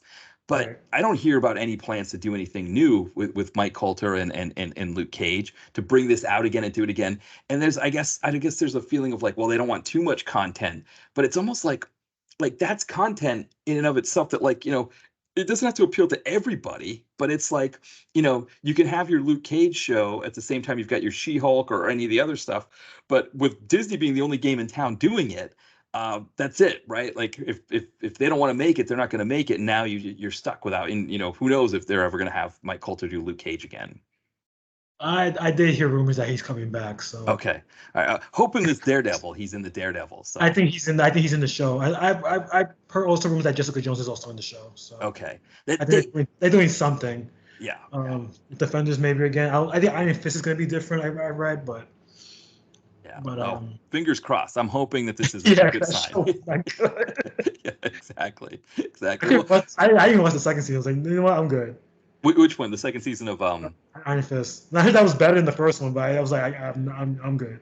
No, it was okay, but yeah, it's so the thing is I think they created too high a standard for themselves with the other three. With Yeah, yeah. Luke. I mean that Luke Cage show. I mean those two seasons were just so. But Daredevil was good and Jessica Jones was good, and I think with Iron Fist, yeah, I guess they created such a high standard that it's not horrible, but it's not it's yeah, it's not the kind of thing that's gonna make you want to like yeah. I mean I watched it and I came out of it kind of feeling like not so great, and I don't remember feeling that way about especially I guess the second season of Jessica Jones I wasn't as high on, but Yeah. the yeah, I mean, but yeah, I think that's the problem is, and I guess yeah, that character, the actor who was playing um Iron Fist, I guess yeah, I guess he's not quite. I mean, I guess that's another thing, right? Is that you've got Mike Coulter, who's just a fantastic actor, and Kristen Ritter's really good too. They're kind of just propping those shows up. And I guess the other thing too is now that I'm kind of going all over the place talking about this, but the supporting cast were actually better on those other shows than they were in Iron Fist too. I guess I didn't really think of that, but they don't really have the same kind of supporting characters or supporting actors that the other ones had. Yeah, it was too much at once. And it was her more when the Punisher came out. And that was a great show. Yes, yeah. So I was like, oh, this show is not Right. working at all. That's right. That's right. Punisher. I forget about that because that's like, they bring him in the second season. John Bernthal is just And he's definitely amazing. coming back to Daredevil because they have set photos of that, so he's definitely coming back. Yeah, that's going to be fantastic. I've been seeing him on The Bear, and I'm just like, Uh, he comes in his flashbacks because his character died, and it's like, oh man, like yeah, I always love seeing him and stuff. Not a great third season though. No, no, it's amazing. Somebody was talking about that the one episode that was great, and I guess going back to Burnhall was the episode with Tina where they do her backstory, Yeah. and she goes to the beef to kind of like get something to eat while she's waiting for her bus, and she just starts crying, and he just starts talking to her, and they just have that really great conversation about getting older and not being able to get after it like the kids can and stuff like that. That was kind of a nice like standout in that season. But you're right, the third season it was like I don't, it was too indulgent. I guess it was too like they were, I'm gonna say, smelling their own farts. I guess. I don't know. Yeah, yeah. It was. I didn't think like, oh, we're a critic's darling now, so that's just Yeah. our shit don't stink. Right. I mean that whole for people listening, if you haven't seen The Bear yet, you should watch it. It's You still, should, yeah. definitely the first two season. Second season two is really great. Yes, yeah, and in the finale in the third season, I won't tell you what happens, but there's a scene where there's a famous restaurant that's closing, and so there's this kind of scene where they're all sitting at a table with like real cooks or real chefs, and then and they're just all telling these stories, and it's like I could kind of see that being good for like 5 minutes on an Anthony Bourdain No Reservations, right? Where he's like, at a fancy restaurant and he's got a couple other fancy chefs like Eric Ripert or whatever, and they're talking about this. But like on a TV show, I was like, this is like I don't really care about any of this stuff. Like can we just find out what happens, with the review and all of that stuff? And they just kind of were kind of fluffing. It's tougher when the show is like half an hour. Yeah, yeah. So it's like, can we just get to the point? Right, exactly. So If it was an hour-long show, okay, I understand you have this scene in there. yeah. Because it adds, I guess, a bit of depth into the whole situation. But like, yeah, it's half an hour. That's just, most important stuff. Just let's get that in there and move on. I hope season 4 they course correct something because I don't know what happened. Yeah, I think they're hearing the critics on this one, and I think they're hopefully they'll kind of get back. I mean, yeah, because that first season, I remember watching it because I worked in kitchens, not like any like it's interesting. I worked in kind of more like corporate, like like retirement community commission kitchens and things like that. But I worked with people who worked in those kitchens in that first season, and you hear the stories, and it's just like I kind of got like that kind of the antsiness of like working around those people, and kind of what that was like, and it kind of comes through the screen, and yeah, the third season doesn't quite have as much of that stuff. Yeah, yeah. I also think that the actors got bigger and they were doing other projects also. So I guess I think that also kind of came into play. Yeah. Once people get popular, schedules change and you got to kind of work around those schedules. And yeah, you get what you get. Yeah, it kind of makes you, yeah, at least for me, I kind of appreciate more sort of how shows like sort of like Sopranos or Mad Men were able to maintain it throughout. There's episodes here or there where you're like, okay, that episode kind of wasn't as great, but there's not really full seasons of those shows where you could kind of go for a full season and say, oh, this was kind of a dud here. It's like there's at least some stuff happening throughout those seasons that are fun to watch. Mm-hmm. Yeah, and that's another thing too. We talk about movies, like TV right now. I think is the new movie. Yes. Yeah. Yeah. Yeah. They should make an Undefeatable TV show. That'd be awesome. That would be awesome. Yeah. Well, speaking of but yeah, why don't we'll get in on the film here, get stuck in here. We kind of got on a big tangent there, but I think it's always kind of fun to have these kinds of conversations about, because I think there are things that everybody's thinking about, right? Like, like what's going on with TV, what's going on with movies and things like that.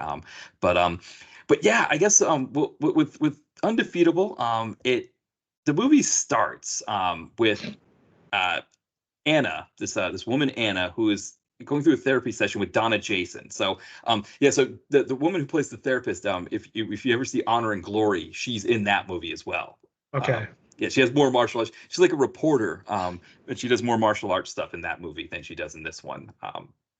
But she's talking about her husband, who we find out is Stingray, played by Don Yam. And while she's talking about how he's become abusive over time and she's not sure if she can stay with him, we see him fighting a guy in a ring, and he's just like crazy, like crazy eyes, like smashing the guy, breaking his neck with his elbows and stuff like that. And Donna Jason's kind of like, hey, maybe you want to leave him, maybe you should leave him. But this is like the late 80s, early 90s, also a Godfrey Ho film, so she's not really under any obligation like a therapist would be now to report abuse like that. She's just kind of like, you need to get away from him. It's funny because, first of all, when we first see Stingray, he already has like this crazed look on his face, and there's like no subtlety at all. We're just going right into this. This man is a fucking villain. Yes.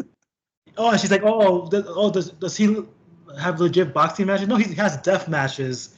No red flag. This guy just killing people in the ring for money. The whole scene is really, really bizarre, but it's so bizarre in a way that you just like want to laugh at it. Like, it's just so funny. Right. Like in what universe would this really happen? Right. Because again, I think we're getting this sense of like Godfrey Ho. Like, I always get this sense that he's trying to understand our culture. Yeah. And he always misses things just a bit.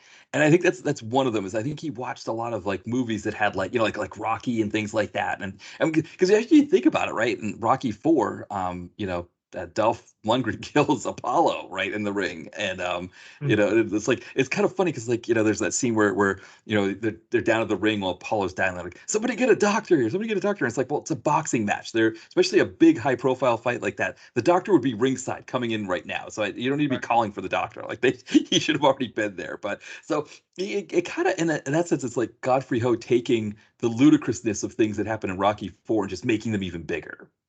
I think that's the charm. It's just a bizarre situation, but he kind of go, this is the tone he's setting, and it pretty much throughout the film, that's the tone you get, and that's why it works, I think, because you're invested in this world that makes no sense on a logical level, but you just like intrigued by what's gonna happen. Like, this guy's obviously off the deep end. Something's gonna happen with Stingray and Anna and whoever. You want to know what's gonna happen. You want to find out, like, where's this going? Exactly. So this man has a face that you look at him and go, this guy's like, who wants to be married to this guy or date him, or like, this guy's like a creep. Yeah, well, because I think I used the image of him like about to drop the elbow on the guy. Like, he's got like this crazed look on his face with his arm up in the air, and it's funny because she makes it sound like this was a gradual thing, right? That he wasn't always this person, Right. But as we kind of find out, like, maybe he was kind of always this person as they start talking about it. But so she's like the type of woman that was like, he's a bad boy, but I want to change him. Right. And I mean, he was, you think about it, right? He's got like kind of the mullet and the jeans and the cowboy boots. He could be kind of like epic, by the way. It's beautiful. It's one of the, and when he goes off the deep end, he starts like spray painting different colors into it. Yeah, it's going to be fantastic. Exactly. So when her session's over, we then cut to a convenience store where just happen to have a robbery going on at that convenience store. This kid shows up and says he wants to buy a soda, and one of the robbers is like, it's on the house, kid, and then he kicks him, and the kid goes flying across the floor. And that's when we get introduced to our hero, John Miller, who's playing Nick DeMarco, police officer.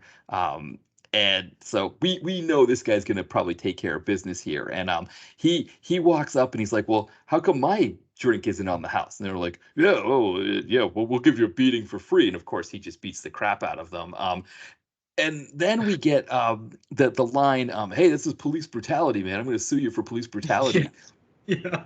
Right? And so it was like this concept that we had in the 90s, like kind of like, mostly, I think it was a big thing in the 90s, this concept that police brutality was just police officers having to restrain difficult assailants, that kind of thing, as opposed to like innocent people being victimized by the police. And that's really what police brutality was.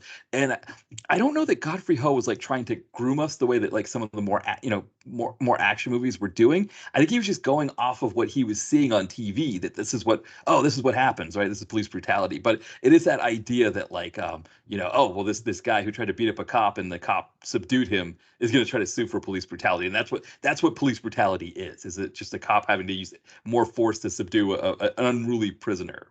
And that's unfortunately very still relevant today. Right, exactly. Right. Well, because that's the thing, right? Is that like it kind of like after Rodney King, these movies were like grooming people so much where, Rodney King kind of went out of the news. And it's like, yeah, now you watch it now and you're like, no, that's not what police brutality is. That's not how that works. But even like cops was like show that sometimes, you know what I Yeah. mean? Like you would go, oh, did this really need to happen? Like was it you take it a bit too far? I also love that everyone in this movie knows martial arts, by the way. Yes. Yeah. Even the psychiatrist knows martial arts, like what? Right, exactly. Yeah. But that's the thing with the Godfrey Ho. Like there's in the Honor and Glory movie, Donna Jason, she has a scene early on with this woman whose dad was a senator, that she wrote an article. Donna Jason's character is a journalist. She wrote an article about this woman's father that like I guess got him disgraced and he had to leave being a senator. She attacks this woman in broad daylight with a knife. And Donna Jason like, disarms her, beats her up and disarms her. And then that's it. And when I was watching with the riff tracks, the guys were like, wait, we're not calling the cops about this? Like, you were just attacked at knife point. It's like, nope, this is the Godfrey Ho movie. That's what happens. Oh, now these guys do get arrested. His Yeah. partner shows up kind of after the fact, and then they take them away. And then after that, we get Cynthia Rothrock. We get introduced to her character, where she's in a street fight with another guy. And so we find out that she's like the head of a gang, I guess, or something like that. Yeah, they'll call. I wrote the name down. There was Was it something the Green? dragons. Was it Green Dragons? I think was that. It was like green dragons, something like that. Yeah, Yeah. I just love that there's a random street fight in the middle of an alleyway and no one is coming to stop it or call the cops. It's just a random. Like, hey, it must be Tuesday. Might as well just it's a street fight in the alley. We're gamblers with legal gambling. Right, like big rich guys, right, with slick back hair are like putting the money down, and then of course like her And she's the gang. only white woman with an Asian gang. Right, exactly. And the guys are wearing hats. So one of the women is wearing a Nasty Girl hat that like is like Uh-oh. from like the Janet Jackson, Yeah. Rhythm Nation tour, I think, or the maybe Control, but like grabbed it out of the back of like a Spencer's Gifts or something like that. And during this fight, the crowd's just stomping and clapping like for like 5 straight minutes. I'm like, Right, they look bored as hell. Like he's like, okay, let's just end this fight so we can stop stomping and clapping. right, right. And you lose if you touch the floor. Like that was one of the most random rules. Right. So if you put your hand on the floor, then you lose. That's how you lose the fight. And so like she almost falls, but she doesn't. She's able to Right. recover, and that's when we learn that. And then when the guy tries to get her, she flips him around, and then boom, she's got his hand on the ground. And so doing pretty good here. She collects her money, and then John Miller and his partner show up in like this like Mercury Grand Marquis boat of a car. That's what they're driving. Yeah. This whole situation is just hilarious. $600 too. Like that's kind of for all like hospital bills. Like maybe 93. Maybe it was cheaper back then. But that's not a lot of money. You know what I mean? $600. No, because I think what you Especially to help your sister go through college too. Like that's nothing really. yeah, it sounded like they were saying she went to the University of Maryland, which Yeah. even in state was not a cheap. I mean, maybe it was cheaper back then, but I don't think so. I don't think that's school. I think it maybe like whatever. There's a Baltimore University of Maryland Baltimore College. So there's another one that's like probably cheaper to get into. Was she But going to med school or something? Was that that's expensive as hell? oh, that's right. She was in med school too. Yeah. And so Rothrock is like, yeah, she's one doing these fights to make some extra money. And then we find out that, she's also working at a diner as a waitress. Right. Yeah. So yeah, so she gets arrested, and this is when we meet the sister, right? Because the guys in her gang want to get Yeah. her out of jail. So they have the sister come to bail her out because for whatever reason they need the sister to bail her out. Like they couldn't bail her out. But that's what had to happen. And so John Miller is giving. So the funny part is that I think they're trying to tell us that John Miller is a lot older than Cynthia Rothrock, even though they're like the same age. And he's like giving her a lecture on how she needs to, get clean up her act and not try to make money doing this kind of thing, And when the sister shows up, he decides, I'm just going to let her go. But he takes the money, which is Mhm. another thing that we don't talk about with police is that they tend to do that kind of thing. I've Yeah. heard it's not a good idea if you win a lot of money in Vegas to drive back to LA with the money in your car because they might the Yeah. police on the way might have a reason to pull you over. Yeah, I also thought like John Miller in this scene was almost as crazy as Stingray. He Yes. had those crazy eyes. Like what? Like who's the villain here in this movie? Right, exactly. Yeah, and if you had any question about whether Miller was the villain or not, the next scene, Stingray comes home and, rapes his wife. It's the only way to say it. That's it's what happens there. But in classic Godfrey Ho styles, we get this really brutal like rape scene where he's like imagining his fight, like he's having flashbacks to the fight from the first Uh-huh. scene and then after he's done, he goes to the stove and grabs like a half cooked steak and like throws it on a plate and starts eating it. And it's like one of those things where you're like, what did I just watch? Because I really should be repulsed by the sexual assault that I just saw here. This is absolutely horrible. The woman's like on the ground crying, saying, I don't feel like eating or whatever. At the same time, I've got Tom Nam with these crazy eyes, like eating this raw steak. It's the juxtaposition positions are crazy. This whole scene is something to watch because it starts off as romantic. He's bringing flowers. He has the thing for irises that we learn later on. Gives it to the wife. She's cooking a steak, and then he's like, I guess, all horned up after killing the man. So he wants to rape his wife. She's like, no. And instead of like this intense music, we get like this romantic like porn music. Like I'm like, am I supposed to feel a certain way about this scene that's not intended? Because this woman's crying for help. Yeah, we're getting like this romantic soap opera music. And then it turns intense when he starts thinking about killing the guy. He's like, I hate to say, pounding into her while he's thinking of this guy that he's killing. And he's calling her mommy, like, come on, mommy. And it's like so bizarre, dude. Like, it's. And then he eats the half cooked steak. The steak has been on one side the whole time. Just pulls it out and just eats it. And he's like, come and eat with me. She's like, I don't want to eat anymore. And it's Right. like, it's such a weird scene. Like I'm not sure like how I know that like rape is bad obviously, but I mean the way it's presented is just bizarre. Like It no, I like I'm not, totally agree. I'm not sure how I'm supposed to feel about it. Like she's crying, but it's like romantic music. Like what? Like who thought this was a good idea? It's the kind of thing that's like if depending on who's watching the movie with you, it might be the kind of thing where you're like, oh, maybe I wouldn't show this movie to certain, like with certain people, right? Because it's like Yeah, yeah. it's so strong.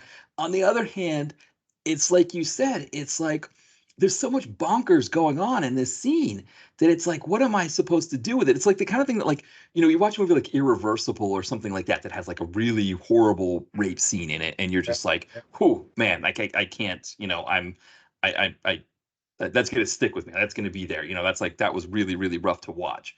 This is like I guess it's like in Beverly Hills 90210 when Ray Yes. throws Donna down the stairs, right? And you're like, Yes. I shouldn't Yeah. be laughing at this, but this is hilarious. And she's going down the stairs, and it's like I shouldn't be laughing at anything in this scene, but there's a lot funny going on here. It's very Lifetime. It's Yeah, it's it's it's just so hokey, and I think also the problem is that we barely know Stingray other than that opening moment. right. So there's like a lot of information being pumped into you like in 5 minutes. Yes. He has a mommy complex. He's a rapist. He's a murderer. He doesn't care about how his steak is cooked.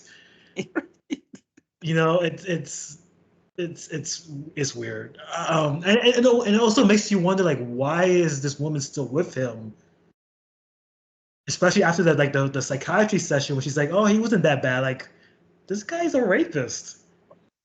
Well, right, because this is the last straw, right? This is Like, it. why is this the last straw? Right, right. And I think because you know what it is, I think Godfrey Ho he didn't play it the way he was supposed to. I think this was supposed to be like something that like he takes it over the edge when he does this with her. But this Yeah. the sense though, right, is that he does this all the time. Isn't that kind of what it felt like? Yes, yes. Like she was already like waiting, like 'cause she looks at him like I'm cooking here, like leave me alone, and like that kind of look. Yeah, And he still kind of goes after her. She's kind of like, no, stop, I'm not in the mood. So yeah, this is not the first time this happened. right. And, So and I feel like the way it's presented is like we're supposed to believe like this was the first time. That's the intent, I guess, but it's not. But it doesn't come off that way. right, right, exactly. So it's we don't get the sense that this is the last straw, but we find out afterwards that this ends up being the last straw. Right.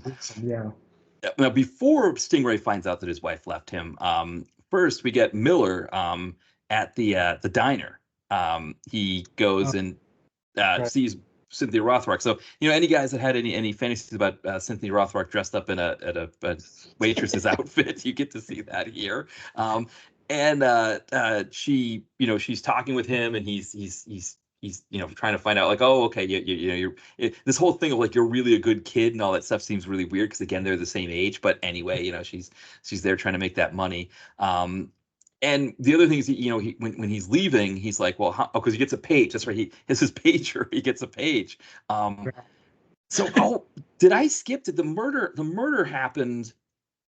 Did I skip because did he get the page for the murder, the first Okay, murder? so what happened? So what happened after the rape thing was that Stingray goes to see his manager Lou. Hmm. There's another creep. Right, exactly. I That's guess they right. get some kind of big fight in Philly or something. That's worth like 100 Yes. grand or something like that. So then he goes home, and everything's dark, and he finds a Dear John note Right. that his wife has left him, and I guess she left a pendant that was belonged to his mother as well. And I love that he walks in with flowers. He's like, "If you're high, I'm gonna break your fucking neck." Like it's Right. like how romantic this guy is. Like, gee, what a cat. Right. If you're Um, hiding from me. and then he reads the letter. She tells him why she left him. He destroys the table like he's a New Jersey housewife. That's right. Yes. And then he's a flashback. This flashback is hilarious. So he's a little kid, and his mother and father are arguing about him, like who's gonna take him or something. Like no one wants to keep him. Oh no, it was the boyfriend. The mother's new Yeah, boyfriend didn't want the boy or the kid yeah. around. The whole time he's in the middle, and these two people are like circling him Right. like vultures. Yes. And it's like, why are they having this conversation while circling him like vultures? And apparently the mom left him. Like this, like, it makes no sense. Like, why would she leave him when she's telling the guy like he's a good kid? That you gotta take care of him. But apparently he has a mommy complex. I guess his wife looked like his mother. Right. I'm guessing that's what happened. And then that's when he paints his hair red. Right, because that's that when he loses it, right? The scene that he has after, like you said, he throws the table, he breaks the table. He's like a New Jersey housewife, and Yeah. then he goes upstairs and looks at himself in the mirror, and he has like the crazy eyes again, and he Mm-hmm. starts like spraying red stuff into into his hair, into his big mullet there, um, and yeah, and then he goes out on the prowl, Looking for his wife. right, looking for his So he can wife, kill her. right, exactly, So and he goes to a parking lot. That's the first incident. right. We get like this young couple acting out like uh the White Snake Here I Go Again video or something. They're like hooking up on a car. And I almost feel like too the woman, I don't know what you thought. It looked like the woman might have been in a disguise. Like it might have been like a wig and stuff like that. That I'm wondering if she played more than one person in the film. And Yeah, well, I remember when I first saw this movie, I thought that was actually the wife right. because they look so alike. I was like, Yeah. oh, this is a different actress. Like what? Like, I mean, I get the point of the scene. That's the point. But I'm like, they were too alike. They look too alike. Right. I was like Exactly. wondering who she was. Yeah, and to your point about everybody knowing martial arts, the boyfriend, he Oh, knows jeez. martial arts, and he's thinking so instead of being like, hey, let's just get in the car, honey, and let's get out of here, right? Like let's just get away from this guy. He's like, no, I'm gonna fight this guy. Which I guess if he had Yes, the martial bro. right, exactly, yeah. So Stingray beats the crap out of him, gouges his eyes out, throws him off the garage, and then he grabs the woman, and Right. we almost I there was a sense, I don't know what you thought, but it almost felt like what happened was that he like when he goes to attack her and it cuts away, that's all we're gonna get, right? That's it, and okay, he just Yeah. murdered her. Right. But no, we find him in the warehouse and he's like got her chained up and he starts like whipping her with the chain. So And it, he's like God, boxing in front of her like he's like a trophy. Like, hey, I'm gonna show off for you, baby. While she's chained up, abused. Like right, it's so weird. It's like yeah. it's such a weird character. Well, and it's like Godfrey Ho's just like piling stuff on, right? Like from a Yeah. serial killer standpoint, he's just like, oh, she's been tortured, she's getting beaten to death, she has her eyes gouged, all this kind of stuff, and it's like, man, it's like and um, so that happens, right? That scene, at the warehouse. Then we get to the diner, Right. and when Miller gets the page saying, hey, there's been a murder or something, he's got to go, and that's when, oh right, so right, because they find the two bodies in 2 different days, I think, right? Don't they, or do they No, they find them? find the first body. Oh yeah, the two bodies. Yeah, because he kills the woman after. Yeah. Right, because I think Then he he gets the find page. He right. leaves and leaves her the money that she had won in the fight Right, he earlier. just gives the money back to her, so she's Yeah. got it. And of course, her mindset, Cynthia Rothrock, when she gets that money back as the tip, her mindset is like, "Hey, let's roll this money over and do another fight." And I think this whole point between her character and the detective's character is like there's like a romantic interest there. Right, 'Cause he's kind of like protecting her for some reason, even though she can kick everybody's ass. right, But it's like he's I guess in the way he's kind of flirting with her, like yeah, stalking her. So it's kind of like this is also kind of problematic in itself. Like why are you so interested in this woman that you arrested? right, right. Well, that and again, if she's supposed to be that much younger than him, it's even weirder, right? Because Yeah, you yeah. know, It's all around. Like this movie would not fly today. Like no, Twitter would be up in a storm. yes, yeah, there's so much bad going on here. So much Exactly. misogyny, so much predatory behavior. Yeah, It's yeah. yeah. So then we get to the next fight with Christy with this guy named Bear Yes, who has the yes, football pads on, right. and his girlfriend happens to look like Stingray's wife. Yes, we have another one here. What So a coincidence! right, exactly. So Stingray's like, hey, no, he shows up after the fight, right? Like he At the sees them. trailer park, yeah. Yeah. So the fight happens as a game, the same rules, right? You can't put your hand, which is it's funny, right? Because the football guy Bear, he puts his hand down to get to a 3-point stance. I was like, oh, he lost. It's all over. But no, it's, which to be honest, I think it's actually a better way to do the rules than like when you watch American sports, right? It's like kind of like this whole thing of like you watch a hockey game and it's like, oh, a guy scores a goal and then they go back like 2 minutes and say, oh no, but somebody was offsides when they entered and they were just barely offsides, and it's like, but that's not really the spirit. The whole point of offsides is just so someone can't hang out near the goal the whole time, or Right. football, right? Similar things. It's like, they the player like catches the ball, but it's like, oh, but it was jostled a little bit when he fell out of bounds, so it's actually not a catch. And it's like the rule is really there to just kind of be like, you can't just be bobbling it. But if you've got it for the most part, it should be a catch. So I kind of feel like they have a better sense of how the rules are. Like the spirit of the rule is don't let your hand touch the ground. If the guy wants to get into a 3-point stance when he starts, we're not going to disqualify him for that. I think more American sports should follow those rules. I guess technically the fight didn't really start. Exactly. Yeah, that's true too. Yeah, that's a Yeah, good point. so he's preparing to battle. So yeah, we'll let it Yeah, slide. yeah. And this is She beats classic. him up too. Like it's like this dude is huge, Right?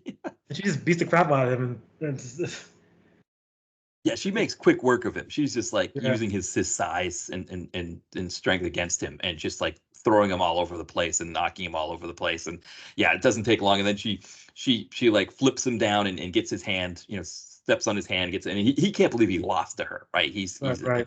he's shocked. Yes, yeah.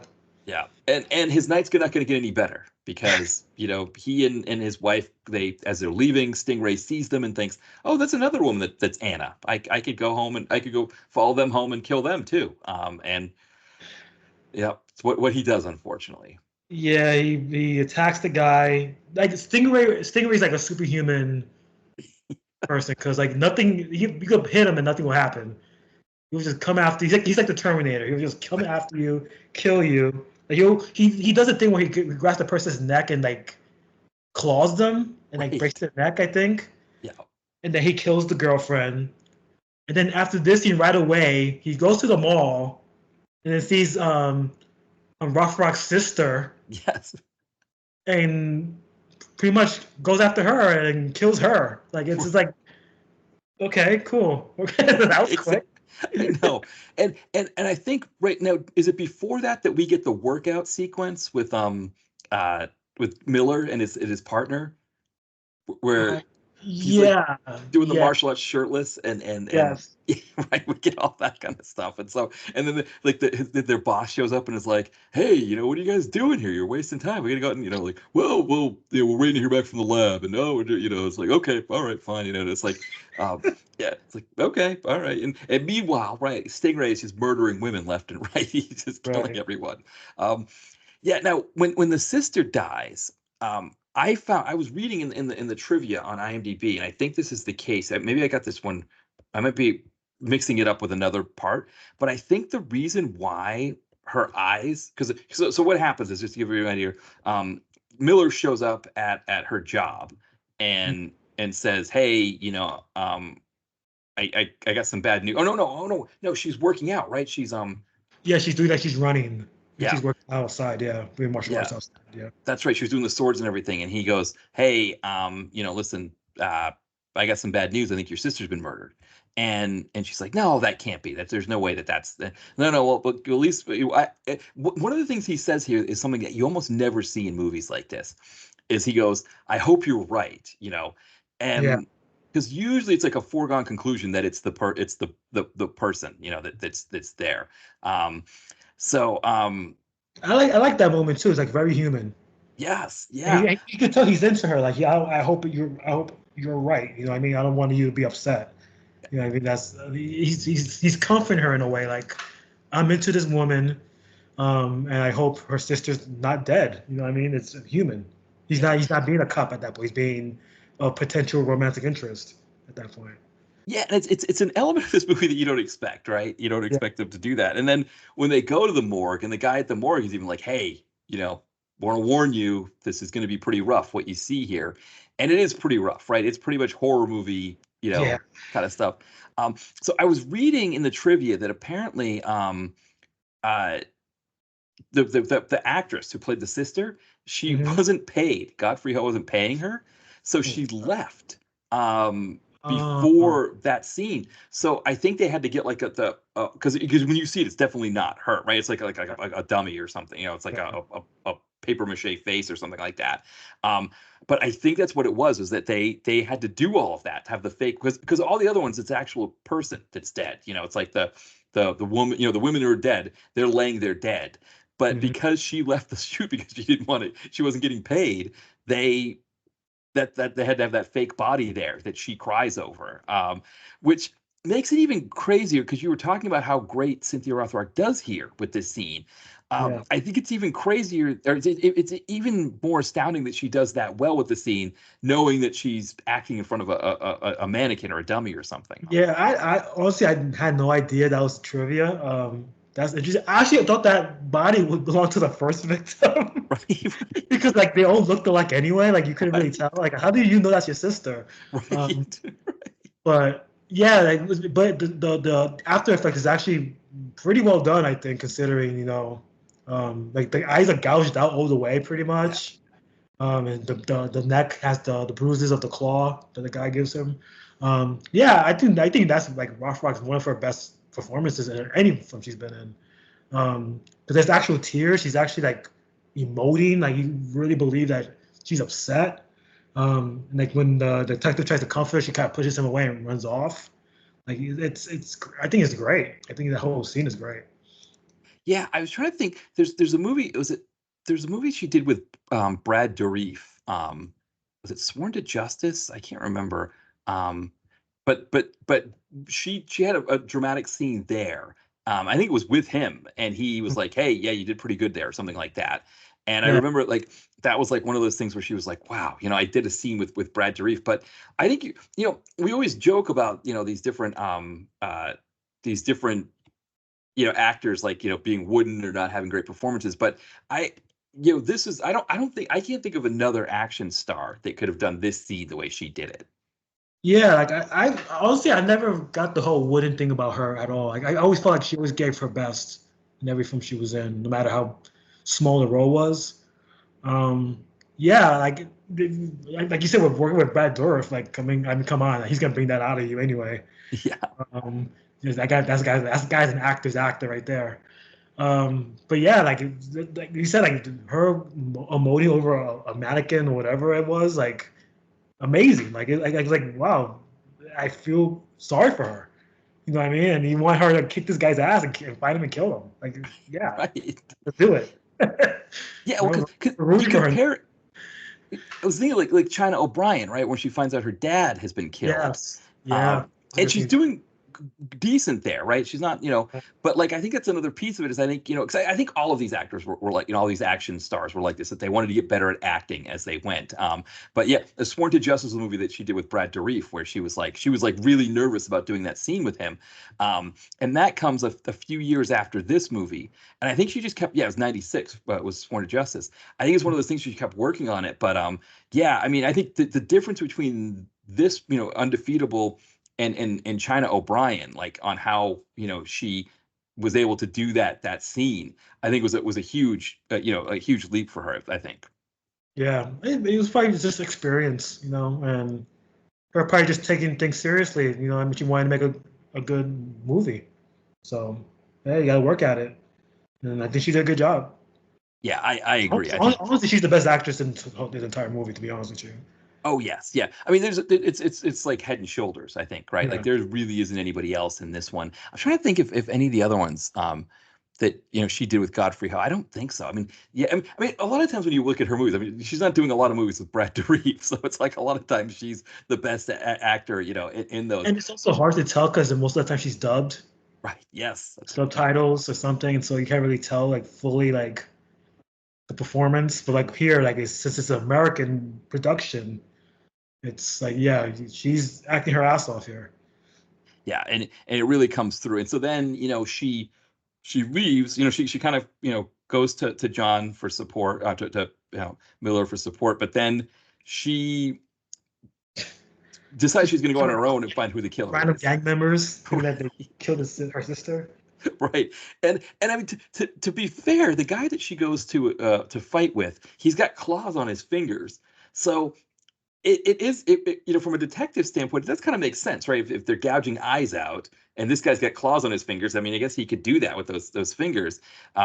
So she's like, yeah, I'm gonna go fight him, and she's actually doing a pretty good job beating the crap out of this guy. So like they're fighting on oil drums, which I Yeah, thought was a really cool, well choreographed scene that they do there.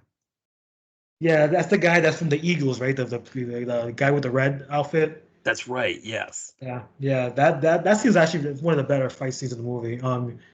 Yeah, that's the choreography in this movie is really good. I think there's some moments where they do the slow motion, you can kind of tell like it's choreographed too much.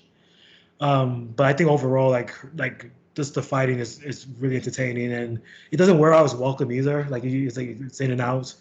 Um, that guy, that actor was actually really good. I like he looked very menacing. Like he's like I don't care about you're a woman. I'm just gonna beat the shit out of you. Like it's like wow. Like this guy's like there's no fucks. Like you want to see him get his ass kicked too. So it's like okay, cool. Um, and then she gets arrested by the cops again for fighting, Yes. even though she has a reason why this time. Right. Right. We got Miller showing up in his boat of a car again, and he's got his gun and he's like everybody against the wall except for Rothrock didn't have to go against the wall. Everybody else did. They are getting. And he's like you're all under arrest, and I was like, how is he going to arrest all of these people? So. But because he's not going to fit them all on that boat. Like he needed to get a paddy wagon or something like that. Right, then he lets her go again, and then his partner's like, "Why are you doing this? Like, why are you protecting her?" Yeah. He doesn't really say why, but we kind of know why. Yeah. Then she fights another guy from the Maniacs called Raiko. Yes. where they were compared to crackheads, which I thought was very interesting. Right. Even though they were a weird bunch, it felt like very warriors at this point of the movie. Like it was the different gangs, different looks. They all had different personalities. We had another fight scene there. The cops show up again. Let her go again, and then we have the funeral for the sister. Yeah.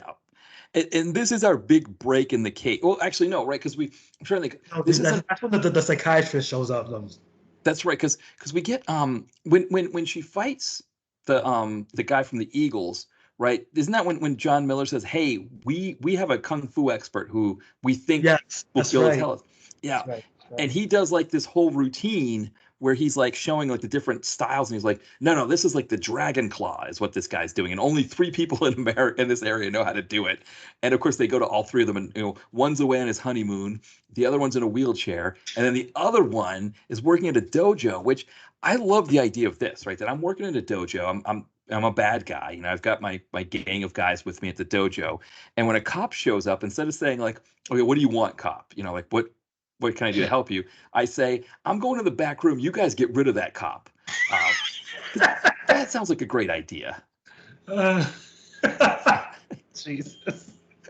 He And of just course, kicks all their asses too. yeah, I mean, Miller takes them all down, and then the guy's trying to get out the back door, and that's when Rothrock catches him, and Right. and she beats the crap out of him and brings him back in. And of course, Miller's like, "Which one of you guys?" I can't remember the guy's name, but he's like, "Which one of you guys is the guy?" And they all point to him, and he's like, "I'm gonna kill you guys." It's like, what, really? Like what? Like, oh, if you guys had all just stayed quiet, nobody would have known who the guy was. It's like, oh yeah, but You just uh, say that in front of the cop. It's like, okay, you gotta kill them. You gotta kill these people. Like, you're like right there. That's like provoking something. right, exactly. The intent of murder right there.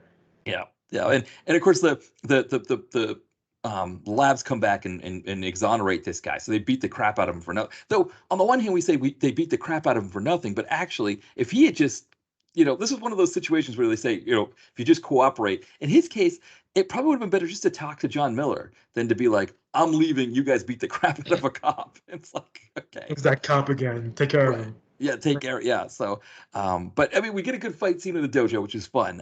So again, Godfrey Ho's ridiculousness pays off in fun sequences.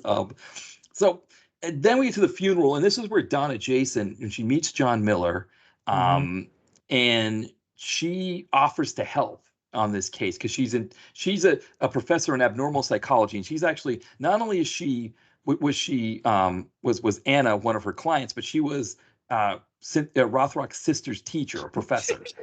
So right, What a small world. right, exactly. So she's at the funeral. She talks to Miller, and he's Oh, like, "Yeah, get this. She also looks like Anna. right, exactly." She does kind of look Anna-ish, right? Her hair's kind of Anna-ish, and um, so they talk. They kind of have a conversation. Of course, the partner gets in a cheap comment about how good looking she is. Mhm. He gets tickets to a basketball game, which I'm assuming I guess in that era would have been the Washington Bullets at that time. Um, this scene when he announces he has the tickets, like Right. the lack of enthusiasm that John Miller had for this. He was like, Right. "Oh, great, high fives!" Like it's like, do you want to go? Right. The bro high five that they do too, like the kind So of like forced. bad TV commercial high five, like a bad like after school special It's kind of like thing. Mentos level of acting there. Like it was just like really like forced and like Yeah. like wow. Yeah. And then when the psychiatrist shows up and the friend is so like turned on by her, he's like, "Hey, do you like basketball?" Like he's gonna give away the ticket he was gonna give John Miller, he's gonna give her suddenly. The other thing, of course, too, is that these are paper tickets. Like nowadays, Yeah, all the tickets are on your phone. So good old days. yes, yeah, exactly. Which it's funny, the good old days. I remember my buddy, he had to go to a convention out in L.A. and his coworker canceled, so he had a free hotel room that I could go stay with him. So I flew out there and I got his tickets to see the Red Sox play the Angels. And we were leaving the hotel, and he's like, "So did you get the tickets?" And I was like, "Oh, I left them in the hotel room. We had to go back upstairs and get them." It's like if he hadn't asked, we would have taken the train out to Anaheim and all that kind of stuff. Nowadays, it's like, well, they're all on my phone. I don't, and even if you could pull them up somewhere, I guess we could have gone found an internet cafe or somewhere to because they would have, I got them off the internet, but, so it's like one of those things. It's like the good old days could have the ticket, you got like like I've got expired tickets on my phone. I guess that's what I've got as my QR reminders code, for yeah. games. Yeah, it's easier. It's easier now, Yeah. but Yeah. I like having that physical ticket in my hand though. Yeah. You can kind Yeah. of have it, put it away, and save it. Go that I went to this event. Gonna have the proof. You know what I mean? Yeah, It's I agree. And I've heard that they're actually worth money now. I've heard that these tickets are actually worth money. Like if you've I'm got sure. old tickets from games, people will buy them. So I'm sure. yeah, yeah. But like you said, these guys couldn't have cared less about it. But It was very like nonchalant, like whatever. Like okay, yeah. cool. Well, the high five was the worst because it was like as bad as like a high five gets between it's like it was like David Ogden Stiers and Better Off Dead, right? It was like wrong on and Yeah, whatever you it, mellow down Neil Elaine or something like that. it makes Um, you wonder like how long has these two been partners? Because if they were partners for a long time, like you have like this brotherly like best friend. right, It's like they're like strangers. Like right, eh. yeah, yeah, Was this the first thing they did together? Like that's my only explanation I could think of. right, exactly, exactly. That was it. Ho shot that scene first, yeah, and then they Right. cut it, yeah, cut the other ones out. So we get down to Jason here, talking with Miller about like, she's giving the lowdown of what's going on. This guy's probably got mommy issues. He sees this woman, the woman and other, whatever, and starts looking at pictures of the women that are dead. She's like, hmm, I think I might have a connection here, which is great, right? Because we needed a connection, right? Because they've been running into dead ends left and right.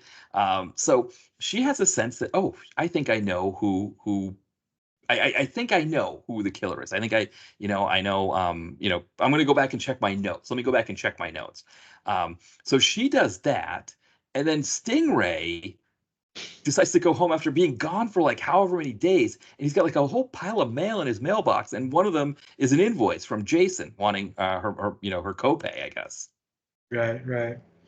So he goes to So visit her, and then she's on the phone with the cop, saying like, I had a client that her husband was abusive and was a boxer and did death matches, and I have his address, but she hangs up on him before giving him the address.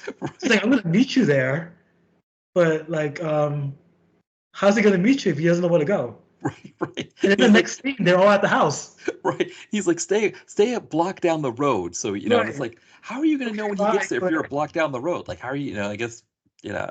Um, so they start going through the house at the same time that Stingray is going to her office to find Yeah. her. And so they kind of just miss each other like two ships passing in the night. Um, and then they discover that he has a fight promoter. So what if we go see the fight promoter? So And even well, before that, so they find the house empty, right? They see the connection. There's dead irises in the house, flowery dresses. So right. obviously it's this guy. He talks to Cynthia Rothrock about the suspect now. Oh, we Oh, think that's it's this right. guy. She goes, "Have you heard of this guy named Stingray?" And she goes, "Yeah, I've heard of him. He's pretty brutal. That's why they call him the Stingray." I'm like, uh, okay, That's right. sure, That's right. we'll go with that. Okay, I believe you. I guess it kind of makes sense, right? Because Rothrock's doing these like $500,000 fights, and Stingray is doing like now he's doing $100,000 fight with a guy in Philly. So yeah, which even that part of it, I gotta say that was kind of an interesting wrinkle in it. That Godfrey Ho. I mean, I don't know how long he'd been in America at that point. That he was just like, hey, we're in the Baltimore area for this. Philly's nearby. That's like a good, it's a big city. That yeah, the guy from Philly. It would have been interesting if he had said New York, because then it would have been like, oh wow, the New York guy like is really. Right. But I guess maybe that would have been he would have worked his way up to the New York guy. Yeah, I guess it was like kind of like Mike Tyson's punch out in a way. The circuit. You gotta keep being the guys to get to the top guy. I'm sure the New York guy was probably like a million. Right, right, exactly, exactly. So that was what they was building up to that. But so they go to confront the promoter, Right, Lou. Yeah. and Lou had just gotten off the phone with with Stingray, who is torturing a woman at the warehouse. Some random lady we never met. Right, right. Just Who some doesn't even woman look that's like his chained up. wife. Right, right. Just happens to have a woman chained up, and he's like doing like sword stuff, like samurai sword stuff, She's like dancing. blindfolded, I think, too. Yeah, right, right. Like what? Yeah. So the promoter's mad because he's like, "Hey, we got the Philly fight coming up here, and you've just been fooling around." He doesn't know it's killing people, but he's like, "You've just been fooling around doing stuff." So he decides when he gets off the phone, I'm going to leave and go see Stingray because, hey, $100,000, this is a lot of money. I don't want to let this go. So I'm going to go to the warehouse where he's at the same time that Rothrock and Miller get to the they like just miss him when they get to his office, but they see the pictures on the wall, right? I think that's when they see the pictures and say, "Oh, Oh, yeah, secretary, yeah. yeah, this is the right place." And the secretary has the hots for Miller. She says something. I can't remember what she says. She's very willing to give information. Right. Like no warrant, no nothing. Hey, this is who he is. Yeah, that's him. Right. She's like just whatever. Exactly. Exactly. Now we get the classic horror movie thing Right, here. right. There you go. Um, Yeah. where I'm wondering if Godfrey Ho just studied every bad horror movie because the promoter shows up at the warehouse and the first thing he finds is a fish tank filled with eyeballs. Um, Mm-hmm. and he just digs one out. He's like, "What is this in the thing?" And so first off, he sees like some weird substance at the bottom of a fish tank, and he decides to dig one of them out to see what it is, and realizes it's an eyeball, and he drops it, because freaked out. Now instead of saying, "I need to get out of here, get my car, and call the police," he says, "I'm going to investigate further and see if Stingray's here." So now he gets to like Frankenhooker, like just seeing like Yes, woman, right. Yeah, right? Yeah, like it's like a yeah. That's what I thought of. right, exactly. It's just some legs kind of hanging out of a refrigerator, like a Yeah. chest kind of refrigerator. Cooler, yeah. Yeah, and there's some legs. So again, he's not thinking, "I need to get out of here." Now, I guess there's the one thought that you could be like, "Well, maybe this woman needs help. Maybe I need to go see if she needs help." But she doesn't really look like she needs help. It just looks like she's just dangling there. Yeah. So instead of being like, "Okay, I need to get out of here. I need to get in my car and get to the police station as soon as possible," he goes further. And so we know what happens, right? He's going to open up the chest, find that there's that the legs and arms that are hanging out of this thing belong to a dead woman, and just happens that Stingray is going to be right behind him there. So he tries to talk his way out of it, which is great too, because it's like, I'll help you bury the body, which like, yeah, just It's a hundred remind him how bad it is, right? 100 grand. Exactly. Well, that's a good point. He needs the buddy. Of course, Stingray's not buying any of this, and adds a couple new eyeballs to his fish tank. Yeah. Yeah. And I said they find the bodies later on. The actor who plays Lou, when they find the body, there's a big goof. Right. I don't know if you noticed it, where he's laying down. Right, it's him. He has blood I guess he's like laying down a profile. Oh yes, yeah. So he has like blood on his face, and you see him move and like scratch his face. Right. I guess like I don't know the thing is like making him itch. Right. And I'm like, dude, I had to pause and laugh Yeah. because it was like, what? Like, how did you miss that? Right. Such a Exactly. big move. Right. Yeah. I wonder with Godfrey Ho if it was like I wonder if the guy himself didn't know they were filming, right? And he thought that they were shooting in a different, that he wasn't in the shot. But then like Godfrey Ho was like looking over the footage, and I wonder too, like, because you're talking about the other movie that's being shot at the same time. I wonder if he's shooting so much stuff at the same time that he can't even keep track of, like, do I need to do a new take on this, or did I miss, because yeah, he's definitely that's the guy. Maybe you could have edited. You could have edited it a little bit shorter. Yeah, But that's true. it just I stood out. I was just laughing like, wow. Like that's rare. You rarely see things like that. No, I mean, one that I think of is Kickboxer 4. I think there's like two dead bodies on the either side of Sasha Mitchell, and one of them moves in the sequence there. So yeah, it's always a fun gaff when you see it. But yeah, for sure. So they found him, and then at the same time, um, and it's like kind of all over the news. This guy's like a famous fight promoter who's been murdered Right. here. Yeah, Um, yeah. at the same time, Niem has gone back to Donna Jason's office. She's discovered that her secretary's been killed, and then he Again, grabs her. goof. She moves and breathes. Yes, right, It's like whoa, two in a row. right, right. Exactly. At this point, right, Godfrey Ho's just trying to get this movie in the can, I guess, and he, Let's move along. Finish this. right, exactly. So, he takes her to the warehouse, and Yeah. fortunately, she's got a Zach Morris cell phone, and Well, she's before she even do that, she's pretty much fighting with martial arts. Doesn't work. oh, that's right. I forgot that she did the martial arts on him before. Right, that's Yeah. right. So then she decides, okay, since I look like his wife, I'm gonna be portray his wife. So like Jason in part two with Yeah. Amy Steele. And he kind of believes that he gives like the perfume. I guess it's a special perfume that his wife used to wear or his mom used to wear, or whatever. So he believes that it's his wife. And then I think she realizes like, oh, I want to cook for you. There's no food in the fridge. Let me cook for you. And then he gets violent with her. She's like, no, I'm your mother now. Listen to me. I'm disciplining you. I need to cook food for you. He's like, okay, I'll get the food for you. And he decides to chain her, like he did the other previous women. And that's when her phone rings. It's at her purse. And I'm like, first of all, she has money because she has a cell phone in 1993. Right. Yeah. And two, that purse was not big. So those phones back then were pretty huge. Oh yeah. So like you gotta feel like most of her purse was that phone. Right. Right. Yes. Yeah. Exactly. Yeah. And it. Oh, I got sirens going on in the background here. Yeah, the police are coming for me now. But yeah, no, or the fire department's coming. Right, I see. Yeah.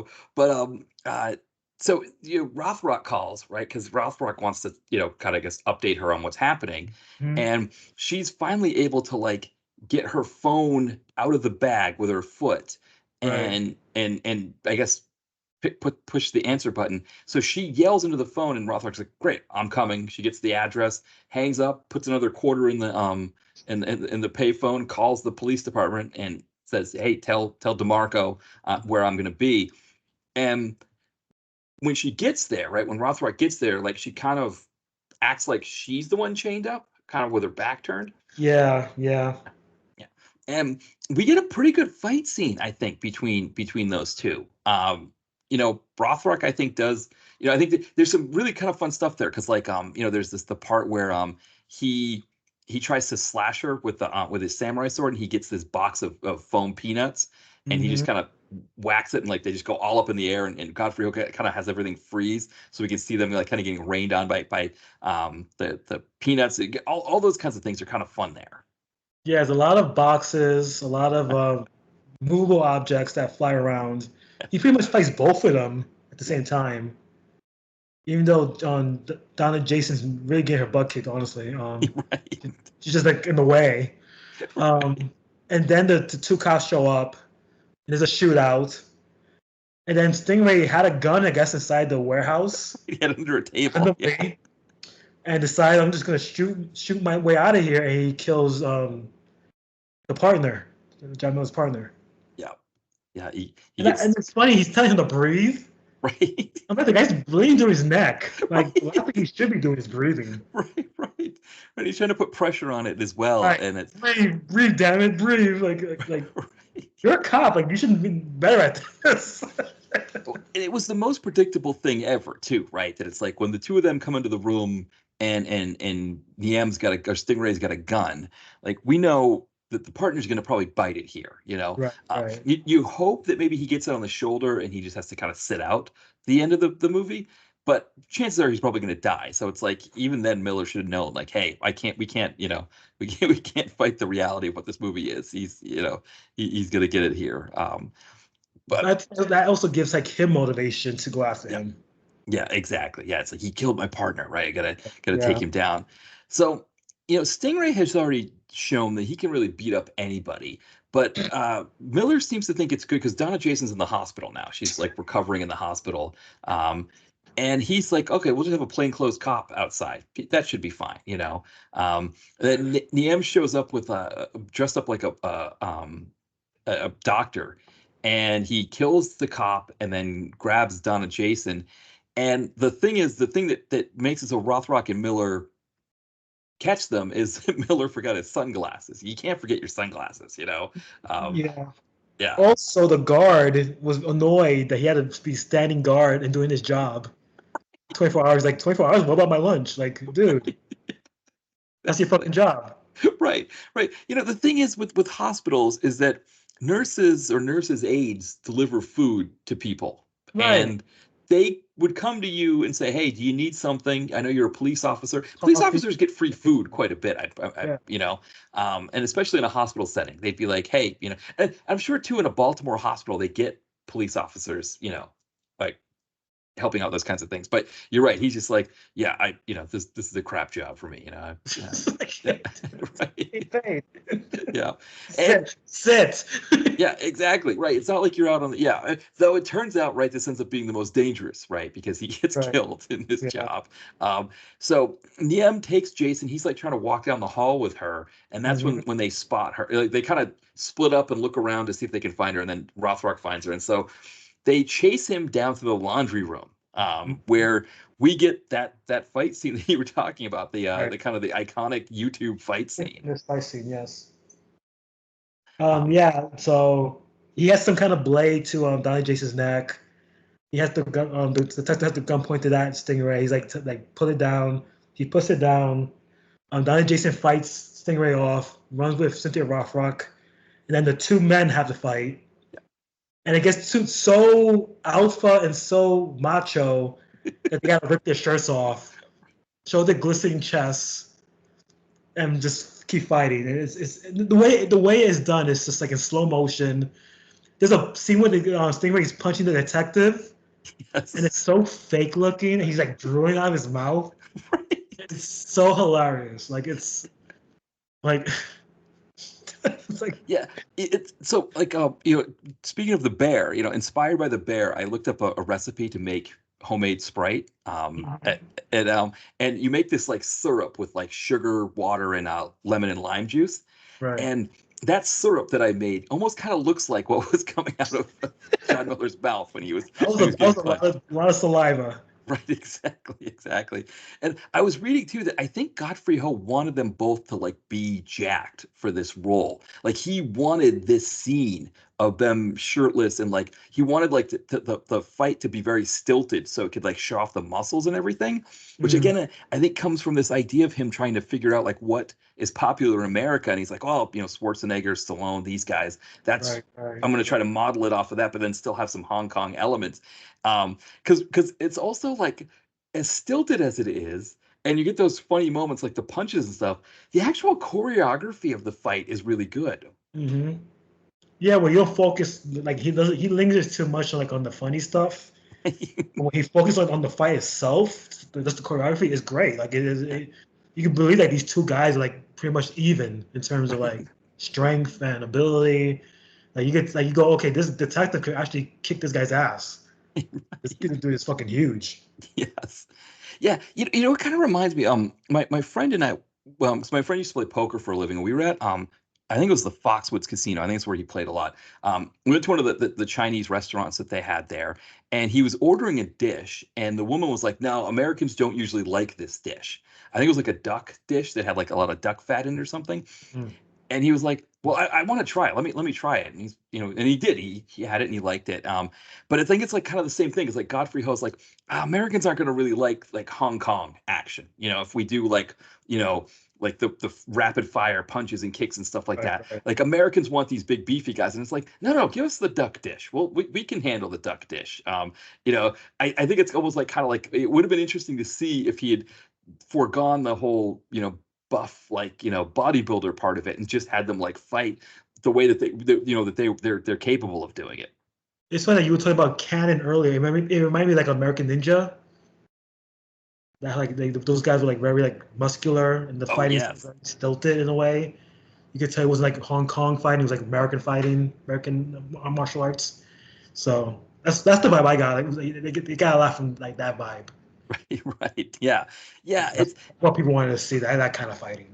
Right, right, and I think that's he's thinking he's giving us what we want Right. as Americans, and to be fair, right, like after they kind of fight a little bit, and then Don Nam gets the better of Miller. He gets his knife up to his throat, and he's about to cut his throat when Rothrock comes in. Now Rothrock's arm has been hurt from the previous fight, so she's got Hmm. her arm in a sling, and in the laundry room she grabs like a towel, and she uses it to like grab uh, Stingray's other arm. So now you get the two of them fighting at the same time. And so it's like almost like the fight kind of grinds to a halt, and then suddenly you get the two of them fighting at the same time, and it just kind of revs back up again. Right. Yeah, that moment is great, and then obviously it leads into the finale where Stingray gets gouged Right? in the eyes by a meat hook, Yeah, and you get the classic lines, I'm gonna keep an eye for you, Stingray, right, and then John Miller goes, "Yeah, see ya." right, right, exactly. And it's like it's kind of funny that like okay, they've just gone through this whole thing of like women being murdered. Rothrock's sister's been murdered. Arn is The, dead. right, his partner's dead, and they're still doing these goofy quips like Like Power Rangers, like okay, right, right, exactly, exactly. before this happened, but doesn't matter. Okay, yeah, we got him. Yay. Yeah, but this fight it is on YouTube. I mean, I think it's Yeah, better. Like the YouTube is great, but I think kind of watching the whole movie, it's better to kind of have it in the context of the whole movie because you get other fight scenes, of course. Um, yeah. but it also it kind of gives some of the goofiness better context too. I think I don't know what you thought. Yeah, because I feel like the fights before are more serious in tone, and this feels a little bit more cartoony in a lot of ways, like the whole meat hook thing, the towel with sling, the sling, the ripping of the shirts, the slow motion. It's yeah, it's a little bit cheesier. I feel like this moment should have been more serious, to be honest, and more maybe more impactful in terms of Stingray getting killed, because I feel like he killed so many people, Yeah, and it got so personal that I feel like it became impersonal at the end, in a way. Um, but I mean, I guess it's good for levity. Like you could kind of laugh at it. But yeah, I kind of feel like it might be the worst fight scene in the movie, but it's still like an entertaining fight scene, and only in terms of its intent. Because I feel like, are you really satisfied by the end of it? Not really, because I feel like he got off too easy. You know what yeah, I'm trying to say? yeah. I agree with you there, and I also think too is that when Rothrock fights Stingray in the previous scene at the warehouse, it's actually it's better. Like you said, it's Yeah. better, choreographed, and it's just more exciting to watch them do that.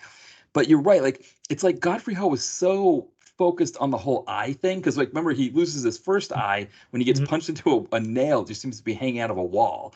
Right. So he loses his first eye that way, and then he loses the second eye with the meat hook, and it's almost like he was just really pushing to get to that stuff. He just wanted that part. He was so focused on that part that he didn't focus enough on like Rothrock and Miller fighting him. And like you said, they could have done more, right? They could have been breaking limbs, Yeah, like I feel like he should have been tortured more than he yeah, was, and I feel like she should have been the one to really like kill him, yeah, because she was the really the victim. Like she was the one that's like, he killed my sister. Like the partner I understand, but the sister is more personal, and that's like yeah, revenge. I want my vengeance against this guy. She should just beat the crap out of him and then kill him. If you yeah, want to kill him that way, it's fine. I understand with the eye thing because that's karma in terms of the content of the story. But it's like I just feel like it happened way too fast. It was too easy. And then they joke about it at the end. It's kind of like, well, your sister got killed by this guy. You're kind of making jokes. Like it's like, right. Yeah, it was really weird because it's hilarious, right? Like yeah. I mean, it's a great scene just for how funny it is. But if you watch it with the rest of the film, it's like this doesn't really connect. right. It's like you guys are really making jokes about this neck. It's like, Yeah, yeah, it doesn't even fit with them as characters. It's like again, like Godfrey Ho watched Schwarzenegger movies and was just like let out some the Steve line is, Bennett yeah, or you're back. Hasta la vista. Yeah. right, and he's just like I need those buttoners. I need something. Americans like that in a movie, and and it kind of comes off. It comes off like watching the ninja movies when Richard Harrison's talking on the Garfield phone, right? It's like Right, right. like you kind of miss that one, Godfrey Ho. Yeah, I get the intention, but at the same time, I feel like that was a missed opportunity. Um, yeah, I feel like that should have been a much more impactful moment, but it just, I mean, it's a cool fight scene, but I just felt like it should have been meant more than just a joke at the end of the day. Yeah, And I think I that's totally why agree. I think that's why it's on YouTube because it's such a goofy scene. Yes. Um, I think on its own it's great, but I think when you watch it with the rest of the movie, it's kind of like, well, the fight scene before this was actually with Don and Jason was actually better. Yeah. Yeah. Yeah, and again, like, Rothrock's fights with the gang members, Yeah, yeah, those were all great. a little serious, like very serious. You could believe this woman will kick anybody's ass, and then this one was kind of like, well, it was really John Miller doing most of the work, honestly, until the end. Right. Right. So Well, it's like 'cause the male character had to save her. right. So it's kind of like, well, what's the point then? Like you're supposed to be empowering her, and you made her the second fiddle to this guy. So it's kind of like, well, okay, well, you got to the same conclusion, but you could have gotten there in a much better way. Right, 'cause it's not like with like the China O'Briens where Richard Norton is second to Right, Rothrock. right. Yeah, she's the star. She's the one that's, you know, she's the one that's gonna end everything. And here it's just like, I guess that way is also kind of American. Also, the way you could look at it, like the man's always the guy that's stopping Right. the things in action movies. Like in horror movies, it's always the woman, but I guess in action, it's always the guy. So I guess that's part of it. But I think that also adds to the misogyny of the movie. Yeah. Yeah. Well, I agree there, and I think there was a sense that Godfrey Ho thought that in John Miller he had his own, Schwarzenegger or Yeah, John Van Stallone. Damme, yeah, John, yeah, that kind of, yeah, Yeah. I get it, but I mean, it's compared. I mean, if you watch the rest of the movies, it doesn't make sense. Like he's the No. one that does that. Because Rothrock is, when you watch, I mean, Miller's character, going back to with the guys that come up and saying that he's a national treasure, he is a national treasure. He's a lot of fun, right? And if you watch Honor and Glory, he's a lot of fun in that one too. He plays the bad guy in that one. But Rothrock is the one with the it factor. She's the Right. one that when you see her in something, this is Rothrock's movie. And I think one of the things nowadays is you see these movies where she's like playing these small parts and like, and it's like she stands out so much in these small parts that it's like, why can't you just give her the lead? And I think that's what happens in this movie is that she just outshines Miller so much. Yeah, because she has the emotional moment in the morgue. She has the best character arc in the movie. Um, yeah, she's the best actress in the movie, and she pretty much steals the show from everybody else. And I feel like to have her regulated as the supporting act in the final battle, when it really should be her taking charge of that, is I don't know. I just feel like it was a waste of an opportunity there. And she's on the cover of the poster. I mean, come on. Right, right, exactly. Well, because I think that's what happens, We're right? ending everything here. Yeah, I think it's what happens. Is like, oh no, this has got to be Rothrock's movie. But I think even from a martial arts standpoint, like she's a better martial artist than Miller. Yes. Yeah, she's more natural. You could tell, like, you could believe like she'll kick anybody's ass. With him, it's like you could tell he's kind of like counting his head, 1, 2, Yeah. 3, punch. You know what I mean? It's like very like robotic. It's like almost a way like pro wrestling in a way. Where it's like Yes. you kind of choreographed it. You could tell who the wrestler is and who the rookie is. Yes. Yeah, Who's because who here? right, because in that dojo scene, you can see like there's one where he elbows a guy and he misses by a good like 2 or 3 inches. Yeah. And which is fine. I mean, you're watching it just as much for the choreography as you are like, to see it being pulled off. But you're right. There's especially with the early part of that fight with Niam, where I think because Godfrey Ho really wanted the muscle bound aspect to stand out. Like you can see them almost like like watching amateur wrestlers where it's like okay, 3 hits, and the other guy just because kind of hits him a few times and then the other guy turns him around in the turnbuckle or something like that. Right. Now, I also think if you're gonna do what he did with John Miller, you need an actor that has like a lot of charisma to pull that off. Like you could like if you look at Jean-Claude Van Damme in this role, I could understand why he would be the last guy Yeah. in the focus of that final fight because he has charisma. You believe like okay, he's a star. He has an it factor next to her. Um, he's kind of like a wet blanket right? next to her. He's very Right. dry. He's very stoic. Um, he's wooden at times too. I feel like he's a lot like a very wooden actor. And she's very energetic, and she's like you could tell she's. I feel like the villain was more charismatic than him. Oh yeah, yeah, You know what I yeah. mean? And her and him are outshining everybody else, and I feel like that's I don't know. Yeah. Well, because Miller he is a little bit more fun as the villain in Honor and Yeah. Glory. I mean, but there's ridiculous like Godfrey Ho lines, like because he's playing this like millionaire like who also kills people, and there's a scene where he's like telling his assistant like to cancel his meeting with Ronald Reagan, and it's like what are you talking about like meeting with Ronald Reagan? It's like What year was this? so I want to say it came out. Let's see, Honor and Glory came out in '92. So I guess he must have filmed it when or I guess Reagan would have been out of office by then. I guess it would have Yeah, been it was George Bush at that point, wasn't it? right. So I guess it just would have been you're meeting with the former president, who I mean he would have been deep in Alzheimer's at that point. I don't know what kind of conversation you have with Reagan in I'm glad, 1992. well, I'm glad he canceled it then.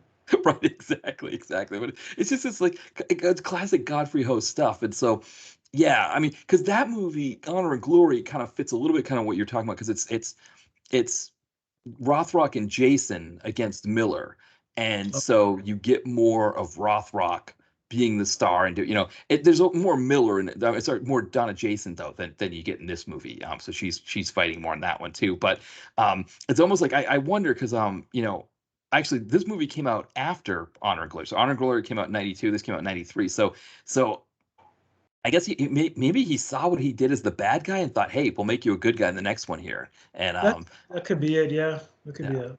but And I don't think it works as well he thought it would did, but no, no, but I mean the fight. I'm not judging the fight. I think the fight scene's good. I just think just the way the characters are portrayed in the fight scene was a mistake. yeah, no, I agree. I mean, it's again, it's a funny kind of iconic, funny fight scene. Yeah, yeah, Now the end scene in this movie is even more ridiculous. Um, so they go to to the sister's grave, yep. and Rothrock takes her spiked wristbands and her I guess they were like cycling gloves that she was using to fight with. I guess Mhm. she puts them on the headstone and says, I'm done fighting. I'm done with this. And she gives Miller a big hug, and her friends start like doing like the ooh kind of thing. When all they do is hug, it's like, I don't it, yeah, it's like watching How Saved by old the are they? Bell. Like junior high? Right, exactly. It's like Saved by the Bell when like Zach kissed, Goes, ooh, right, yeah. exactly, right. It's like, like they're just hugging after having a moment together. But then we get the most ridiculous thing where the guys in her gang start talking about maybe we should go to college, and they was like, no, our IQ's too high, whatever. And Rothrock just says, hey, guess what, guys? I enrolled you, and you're going on Monday. It's like, wait, what?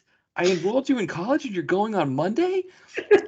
And they're like, well, what about you? And she's like, no, I'm not going. And Miller's like, hey, guess what? I enrolled you too, so you got to go on Monday. It's like, wait, what? Everybody's just getting, and they all just high five together. I don't know what that was. We went from an action movie to a teen soap opera. Right, right.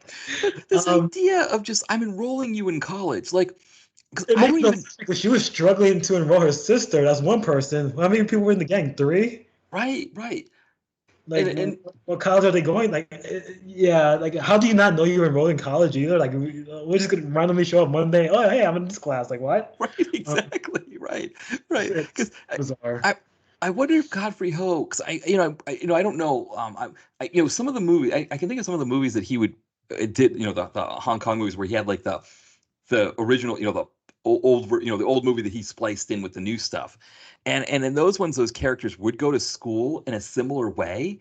And it was just gonna just be written in like they're doing night courses or something like that. And it's just like, like during the day they're living in some kind of hovel of an apartment or something, and then during at night he's doing, and he's trying to make something better of himself while at the same time Richard Harrison's doing ninja stuff and fighting people. And I wonder like if he just had this idea of that's what college is in America, that like you just get enrolled and you go, as opposed to like a whole process of like orientation and getting your schedule and registering for classes and all of that kind of stuff. Yeah, I'm guessing he must have watched, I guess, American television and movies and thought, hey, this is how they do it. Yeah. Um, I will say the high five here is much better than the one earlier. Yes. Yeah, it looks like they practiced it. They definitely tried it. But yeah, it's kind of goofy. It's kind of like the A-Team ending where they freeze frame it and then they move on to the credits. It's like, okay, this is kind of like it went from a serious like crime like thriller into this like teen comedy. It's like okay. Yeah, because it's like it's it's you the murders in this movie are so brutal, right? Hmm. And yes, we don't really see them like like there's that one scene where the woman's getting whipped with a chain like a couple times, but it's like Yeah. so like he's behind her so far that like she's not really getting whipped. Um, but like the descriptions of what the murders were, I mean, these are brutal like torture, rape, before the murders happen. And so, like, usually, right, when one of those movies ends, it's kind of just more this somber thing and you roll credits, right? There isn't like this sort of after thing where everybody's having fun and goofing around. I almost feel like, again, like Ho just, tonally just didn't understand what he was doing here. Like, I've got a serial killer and a fight thing, and I've got these kids that are a gang that are like trying to make it or whatever. And he threw all this stuff together and didn't realize what it looked like when it was all put together. That had to be it, yeah. Or he just needed an ending, I guess. I don't know. Right? Yeah, this like I feel like he should have watched something like some like those 80s exploitation movies, like maybe like a Savage Streets or something like that, and see how they ended that. Like that's a little more serious at the ending there. Like I don't know. I feel like it became a different movie by that whole final act. Um, like everything else before that was awesome, and then all of a sudden it was like, oh, what happened here? Right, Like right. It's like we have to rush the production. Let's just yes. end this movie. We're enrolling people in school every. It's like kind of like Oprah, right? You get a car, you get it, right? Like yeah, You yeah. get a class. You get a class. You get Right, a you get a exactly. class. Exactly, yeah. And I mean, one of the things I remember earlier is like when they show the sister I think they filmed at the University of Maryland. Mm. And I don't know if they got permission to do that because they mention it. They mention it in the credits. But when they show the sister to show that she goes to the University of Maryland, he just got like a sweatshirt that says Maryland. And it looks like the kind of thing you get like at a truck stop or like a rest area if you're driving through Maryland, not like the University of Maryland kind of shirt, but just like a shirt that just says Maryland on it that you can, bring back to say, hey, I went to Maryland or something like that. And he was like, yeah, put that shirt on. You could say you went to the University of Maryland. Yeah, maybe that's promotional. Maybe that was part of the deal. Maybe Yeah, they were paying for it. Maybe they were paying for it. that would have been great if they were like, the University of Maryland was like, this movie brought to you by the University of Maryland. I mean, it would be a great way. I mean, thinking, colleges now and trying to find ways to like, get kids to go to school and stuff like that. Because I think enrollments are starting to go down because they're so expensive. But an underground advertising campaign where you do like an action movie with Cynthia Rothrock based at the university, I think could actually be a really great way to sell the university. Yeah, You know, anything, right? Anything that sells. right? Exactly, exactly. Well, Is yeah. it rock So, in here? right. I mean, she could use the work, right? She's. I was looking at her IMDb, and it's like a lot of stuff that I mean. So the newest one that she has is the Van Damme movie Darkness of Man, which I haven't seen yet. Hmm. It's I think it's like $5.99 to rent, so I'm gonna wait till it comes down a little bit. Um, but a lot of the other stuff, if you click on it, it's not out here in America. It's doesn't you don't know when it's gonna be released. And so she's got all these movies that she's done, but it's like, how do you see them? Like, I don't even know, I guess Last Kumite is another one she did that you can rent, but other ones, it's like, yeah, it's kind of a shame that she's not getting more like nicer parts. Yeah, I feel like I'd like to know like why that is. I don't know if it's because of age or I don't know. That's 'Cause I think she still looks great now. I don't know if you've seen her recently. Yeah, yeah. She still looks amazing. I think she can still fight too. It's just she still like performs. Yeah, I don't know. I don't know what happened, why her career stalled the way it did. Um, I guess we'll Yeah, never know. Maybe she'll tell us one day. I don't know. yeah. Uh, Yeah, because it sort of happens in like the early 2000s when it happens for everybody. yeah, Um, yeah, and or I say for everybody, when it happens for a lot of the ones that are on her tier, when bigger tier guys were going down, right? So like, Van Damme, Seagal, they start doing direct to video stuff. And so then like she was getting pushed out. So she does a movie in 2004 called Sci Fighter that she does with Don the Dragon. And then a movie called Lost Bullet that I've never been able to find. I don't know. Wow. But I think it's also called Bala Perdita. So I think it was made in Mexico, I think. Um, but I've never been able to find that one. And then she doesn't do anything again until 2013. She does a movie called Badass Showdown where she plays herself. I think it's like a mixed martial arts thing. And then she also does a Santa's Summer House, which I don't know if you've ever seen that one.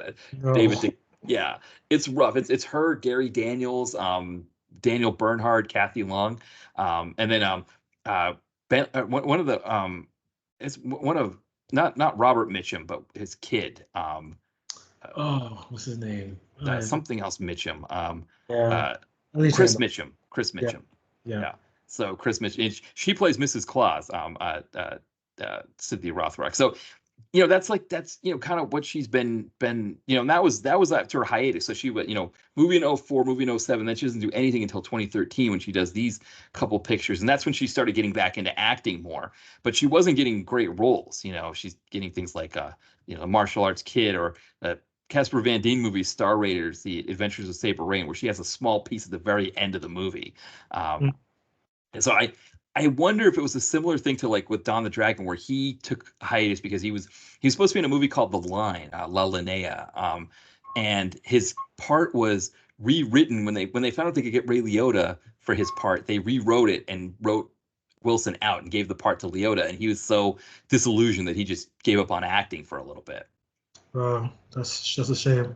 Yeah, I wonder if it's something similar with her, where she was just like, the best I'm doing is like this movie Lost Bullet that's like, really low budget. Like maybe I should just take a break and see if I can, maybe I'll, decide to come back to this later at some point perhaps. But it was kind of like, that's it. I'm done for a little while. And that maybe that's what's happened. But it would be nice if she got better roles again, I think. I was surprised like, she's never been like putting like the expendable movies or anything like that. Yeah. Like you would think she'd be in there.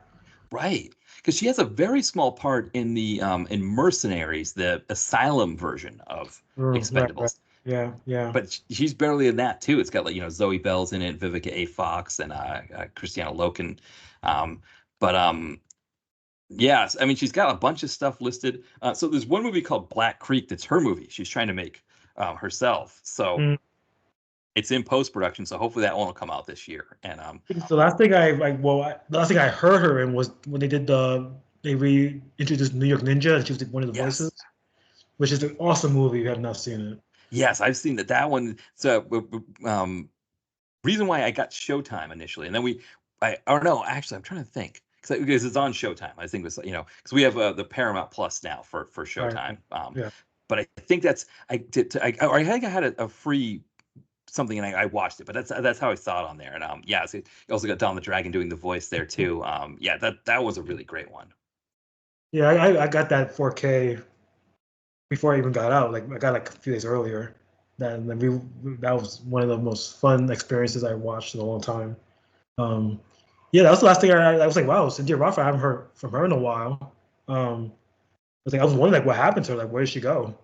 So hopefully this movie she's doing is coming out. I was like, I'm looking and she has a whole bunch of stuff like either that came out or about to come out. So Yeah, and it's like if you click on it, it's like there's a movie called Dying for Living. It's supposed to come out this year. yeah, Yeah, I don't know. It's just listed as having really. I mean, Darkness of Man. I don't know how big of a part she has in that or The Last Kumite, but those are at least available to rent here in the U.S. Taken from Rio Bravo. That was one that Alexander Nevsky guy did. I think it's only available in Russia. I don't know if it's available here in the U.S. It's also got Don the Dragon in it, and um, and I don't know what kind of part she even has in it. yeah, that's strange. Yeah, Yeah, she should have been a much bigger star than she was. Um, yeah, it could have been just her being absent for a while, and that people just forgot about her, and people just yeah, moved on. Taste changed, and Like even the action stars of the 80s and 90s and 2000 weren't that popular. Like just Schwarzenegger wasn't doing that great. Stallone wasn't doing that great. You know what I mean? So I think even Bruce Willis was having issues. Yeah, so I think just people taste just changed. I think people either the new generation either were tired of that old action stuff and just wanted to see something different. Um, I guess she kind of just was lost in the shuffle.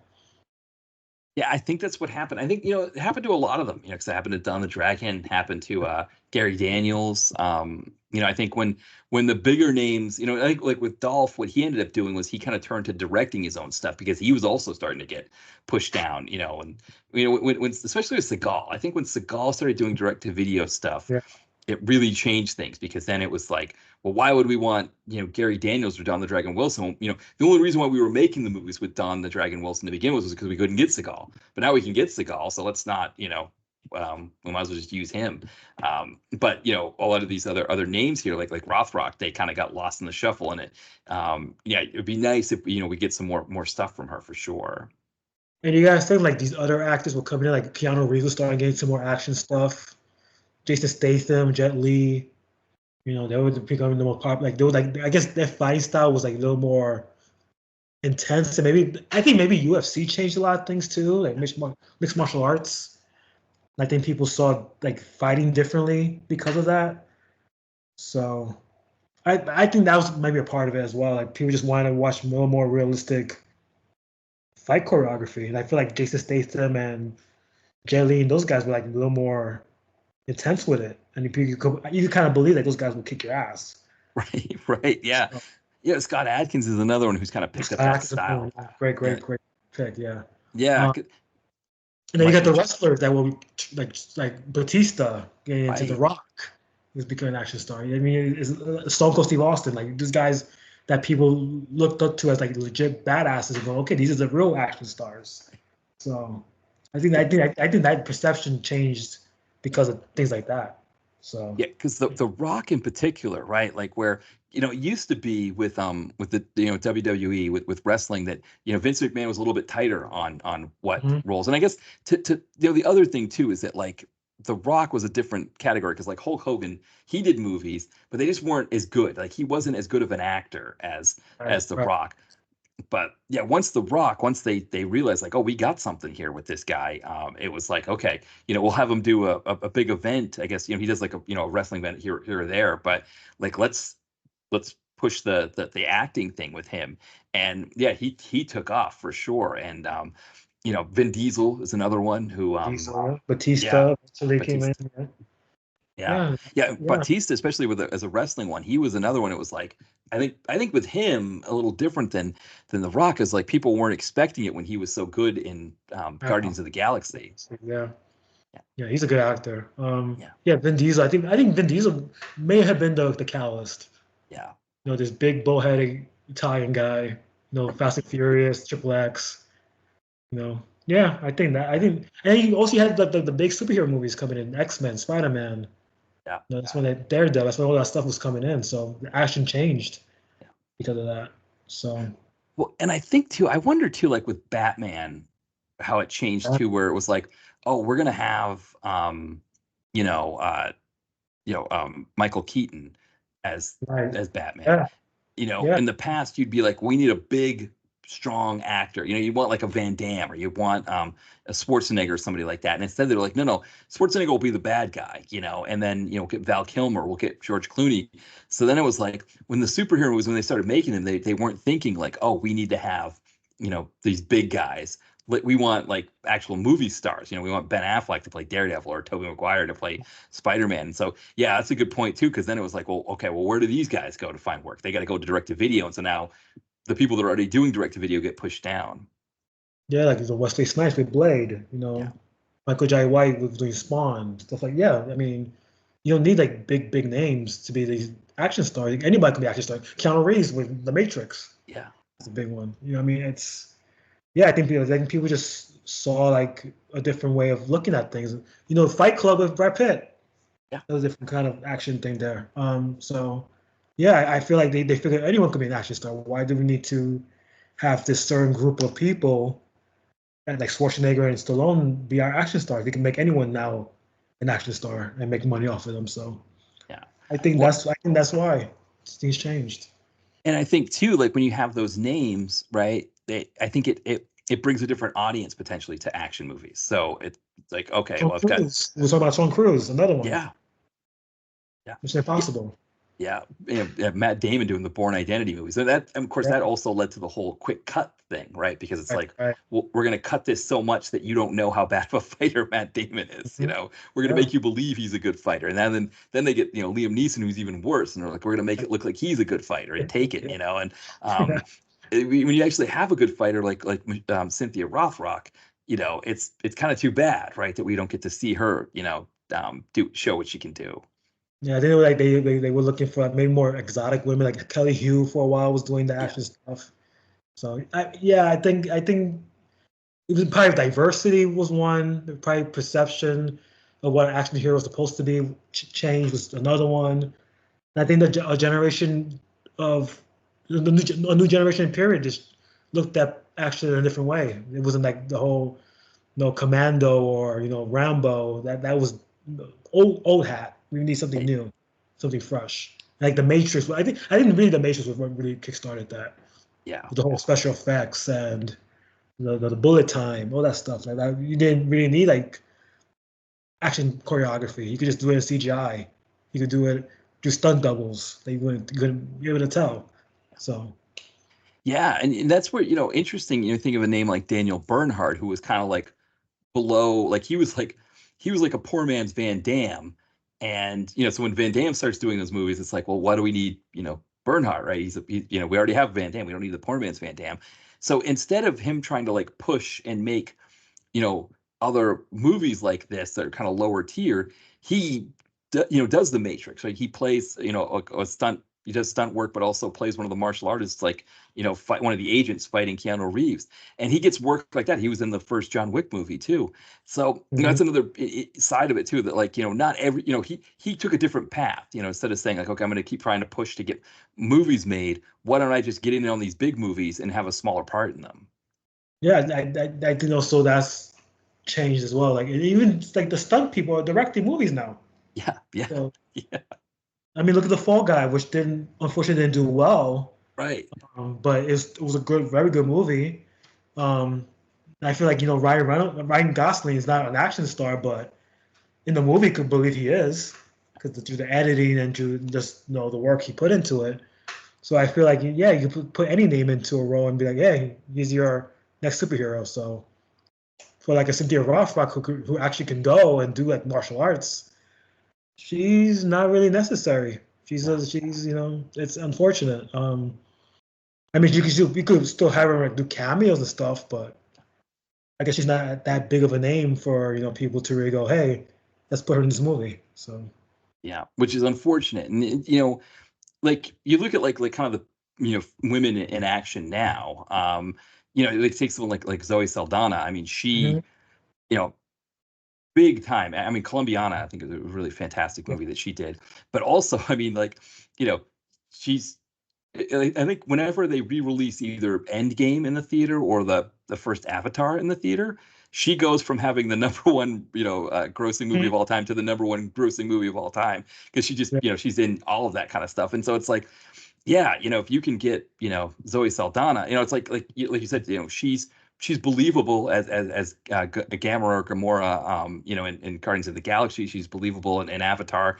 She's great in those movies, and so it's like, yeah, that's who you're gonna want when those kind, especially someone like her who's, if she's in a movie, it's gonna pull $750 million at least, every time she does a movie. But Yeah, she caters to more demographics that Cynthia Rothrock would.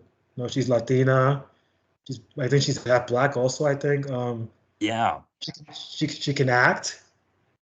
Um, she's beautiful, obviously. I mean, yeah, I mean, she appeals to so many people that is like, well, of course you're gonna market her as this new star, and it's working, obviously.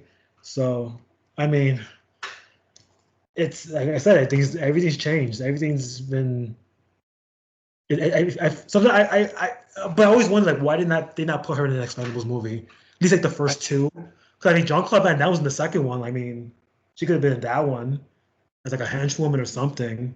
Um, I think he was great in that movie too, John Claude Van Damme. I think that's the best Expendables movie. Oh yeah, Second. yeah, part two. Yeah, because part two, it's like it really hits its stride. Yeah. For yeah, yeah. Yeah, I well, don't know. they could have used. Like, I mean, it's I don't know. It's a shame. Well, because I know, like in the first one, Gary Daniels, his part wasn't supposed to be as big as it was, but he Yeah. was like talking to Eric Roberts and coming up with like ideas. And Eric Roberts was like, "Well, why don't we talk to Stallone about this?" And Stallone's like, "Oh yeah, I like the ideas you've got." Like he was saying, like, "Well, if I'm your security, I would be standing over here, so I have a better view of things." Like, "Oh yeah, that's a good point. Why don't we, you know?" And so then they found out he could fight, and they gave him the fight with Statham, and Yeah. so I think that's the other thing too is that like Rothrock didn't even get that chance to like kind of come in. But I wonder too if like because Rothrock's name was bigger than Gary Daniels, that like that would have been part of it too. Is that like they wouldn't want to give her this like small part that they gave Daniels that he made into something bigger.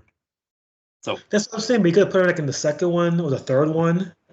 Was it Mel yeah, Gibson was in the third one? Was it? Yeah, it was Mel Gibson. Yeah. right, yeah, So, I mean, you could have put her with him. I mean, something. I mean, you could put Ronda Rousey, who's not a good actress, in a movie. You could put right, that. right. Well, because that's the thing, right? Is that they go with Ronda Rousey, um, because she was I guess like kind of the Yeah, she's a it. name. Right.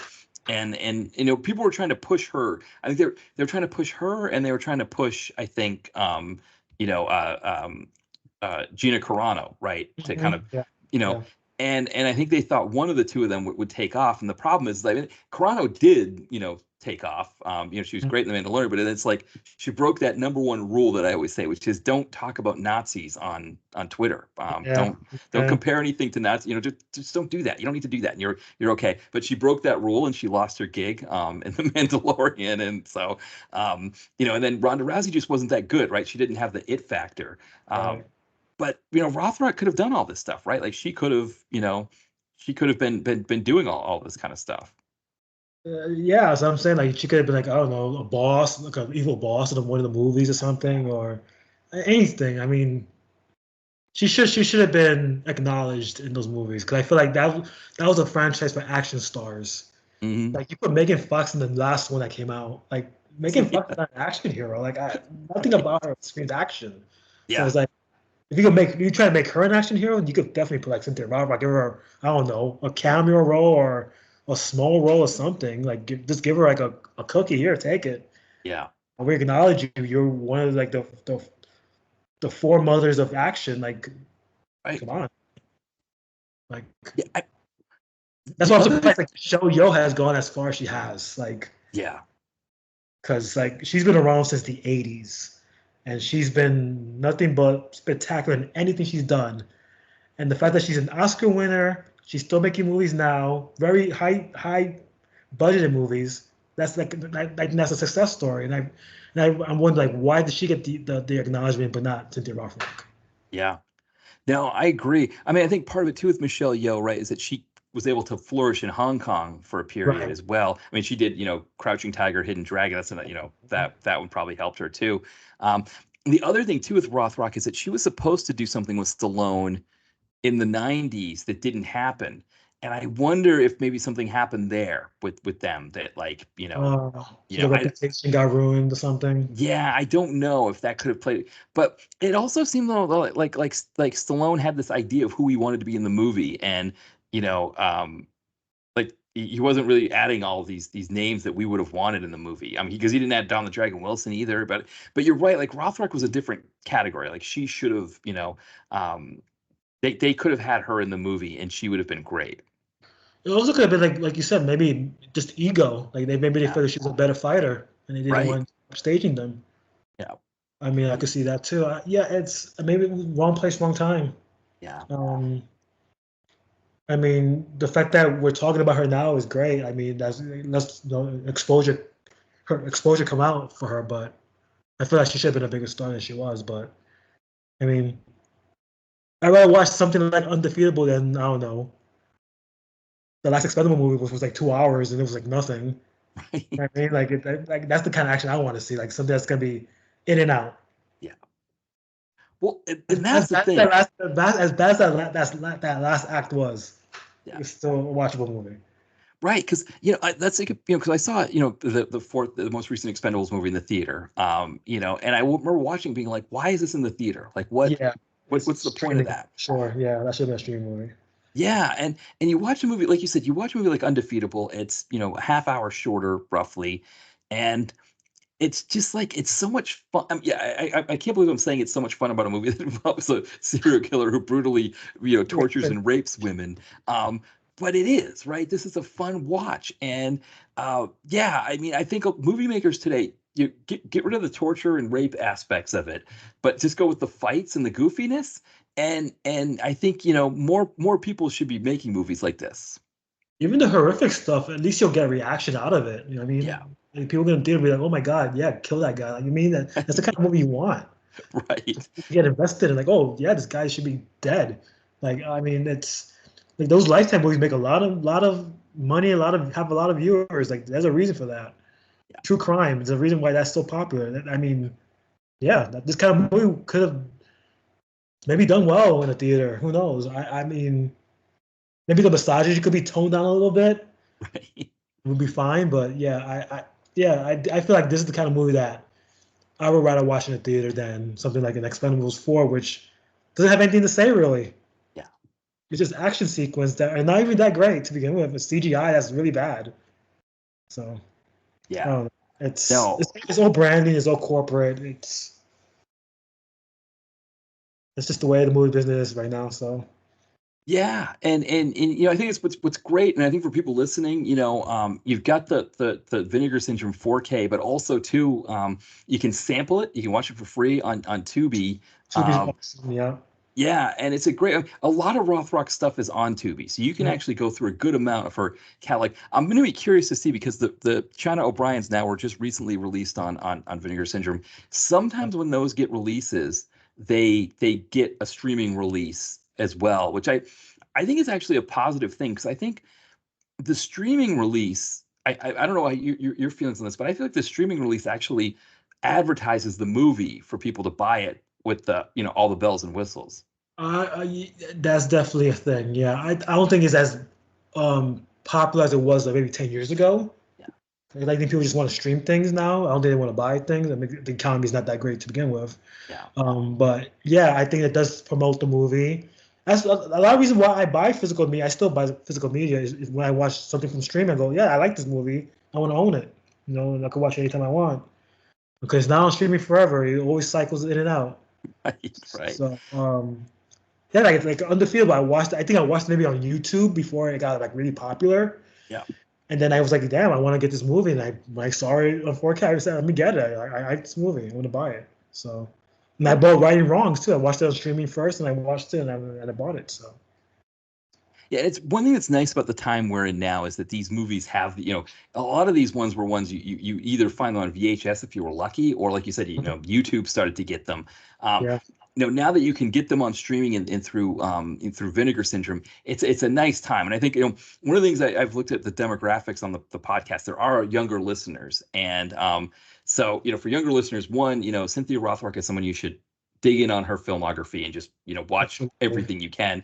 But I think for me, I think with my top Cynthia Rothrock movies, I think I have this one number 2 after China O'Brien, just because China O'Brien has a special place in my heart. But Right. I mean, her martial arts in this movie is just top notch. Yeah, I think Right and Wrongs would be my number 1. Yeah, that's another great one. China O'Brien's in the top 5 though, definitely. And I also love was it Yes Madam? Is it? Oh yes, yeah. I love that movie. I think that's a great movie. If you want really early Michelle Yeoh, early Cynthia Rothrock, that's the one to go to. Yeah, they're fantastic in that one. Yeah. Now that one doesn't have Karen Shepard as well, does it? Or is that one is that Righting Wrongs? I think that's Right and Wrongs. Right. Yeah, it's Karen Shepard, where she has a great fight with Karen. Yeah, so Yeah. and again, those are available on Tubi as well now, so you can yeah. So great spot for action, great spot for horror, like B movie horror, old school horror. I mean, Tubi is really killing it right now, and it's free. I mean, exactly. it's unbelievable how like it's free. Like I watch so many horror movies on Tubi. I go, wow, movie that like I haven't seen in decades because it's not on VHS anymore. And I'm like, this is like the best streaming service of all time. Yes. Well, and the other thing too is that like the commercials on Tubi are barely anything. Like I think there was 3 commercials when I watched Undefeatable, and they They're were not, each 30 seconds. yeah, they're not that long. Yeah. Yeah. Yeah. So yeah, Yeah. Tubi's like you watch something like Plex or one of those, like Plex has commercials like every 10 or 15 minutes, and they're like, Free. Oh, that yeah, was the one. Freebie's another one. Yeah. So, when this is on Tubi, it's definitely worth a watch. Yeah. Yeah. Well, Reddy, as we're wrapping up here, anything you wanted to plug? I got nothing going on. It's the summer. I'm just trying to stay cool at this point. Yes. Yeah. Has it been? I mean, right now it is. It's almost 11 o'clock at night here in Philadelphia, and it's 85 degrees. I don't know if you've got that kind of heat up in New York. Yeah, it's 80, but the humidity is really bad. Yeah. It's just it's rough. I had to get out just because the holiday weekend. I had to just go out and do some stuff on Sunday, and I was just like I'm just walking in soup. It feels like Yeah, yeah. it's gross. Like right now, I'm recording in front of a fan. I'm just like trying to stay cool this whole time. Yeah, yeah, same here. Yeah, exactly. Well, yeah, well, it was great having you on. This was a really fun conversation to talk about a really fun movie. Yeah, it was a pleasure, dude. I always love to come in on and talk to you about movies. Yeah, same here. Always love having you on. And yeah, thank you everybody for listening. And we'll be back soon. All right, bye everyone.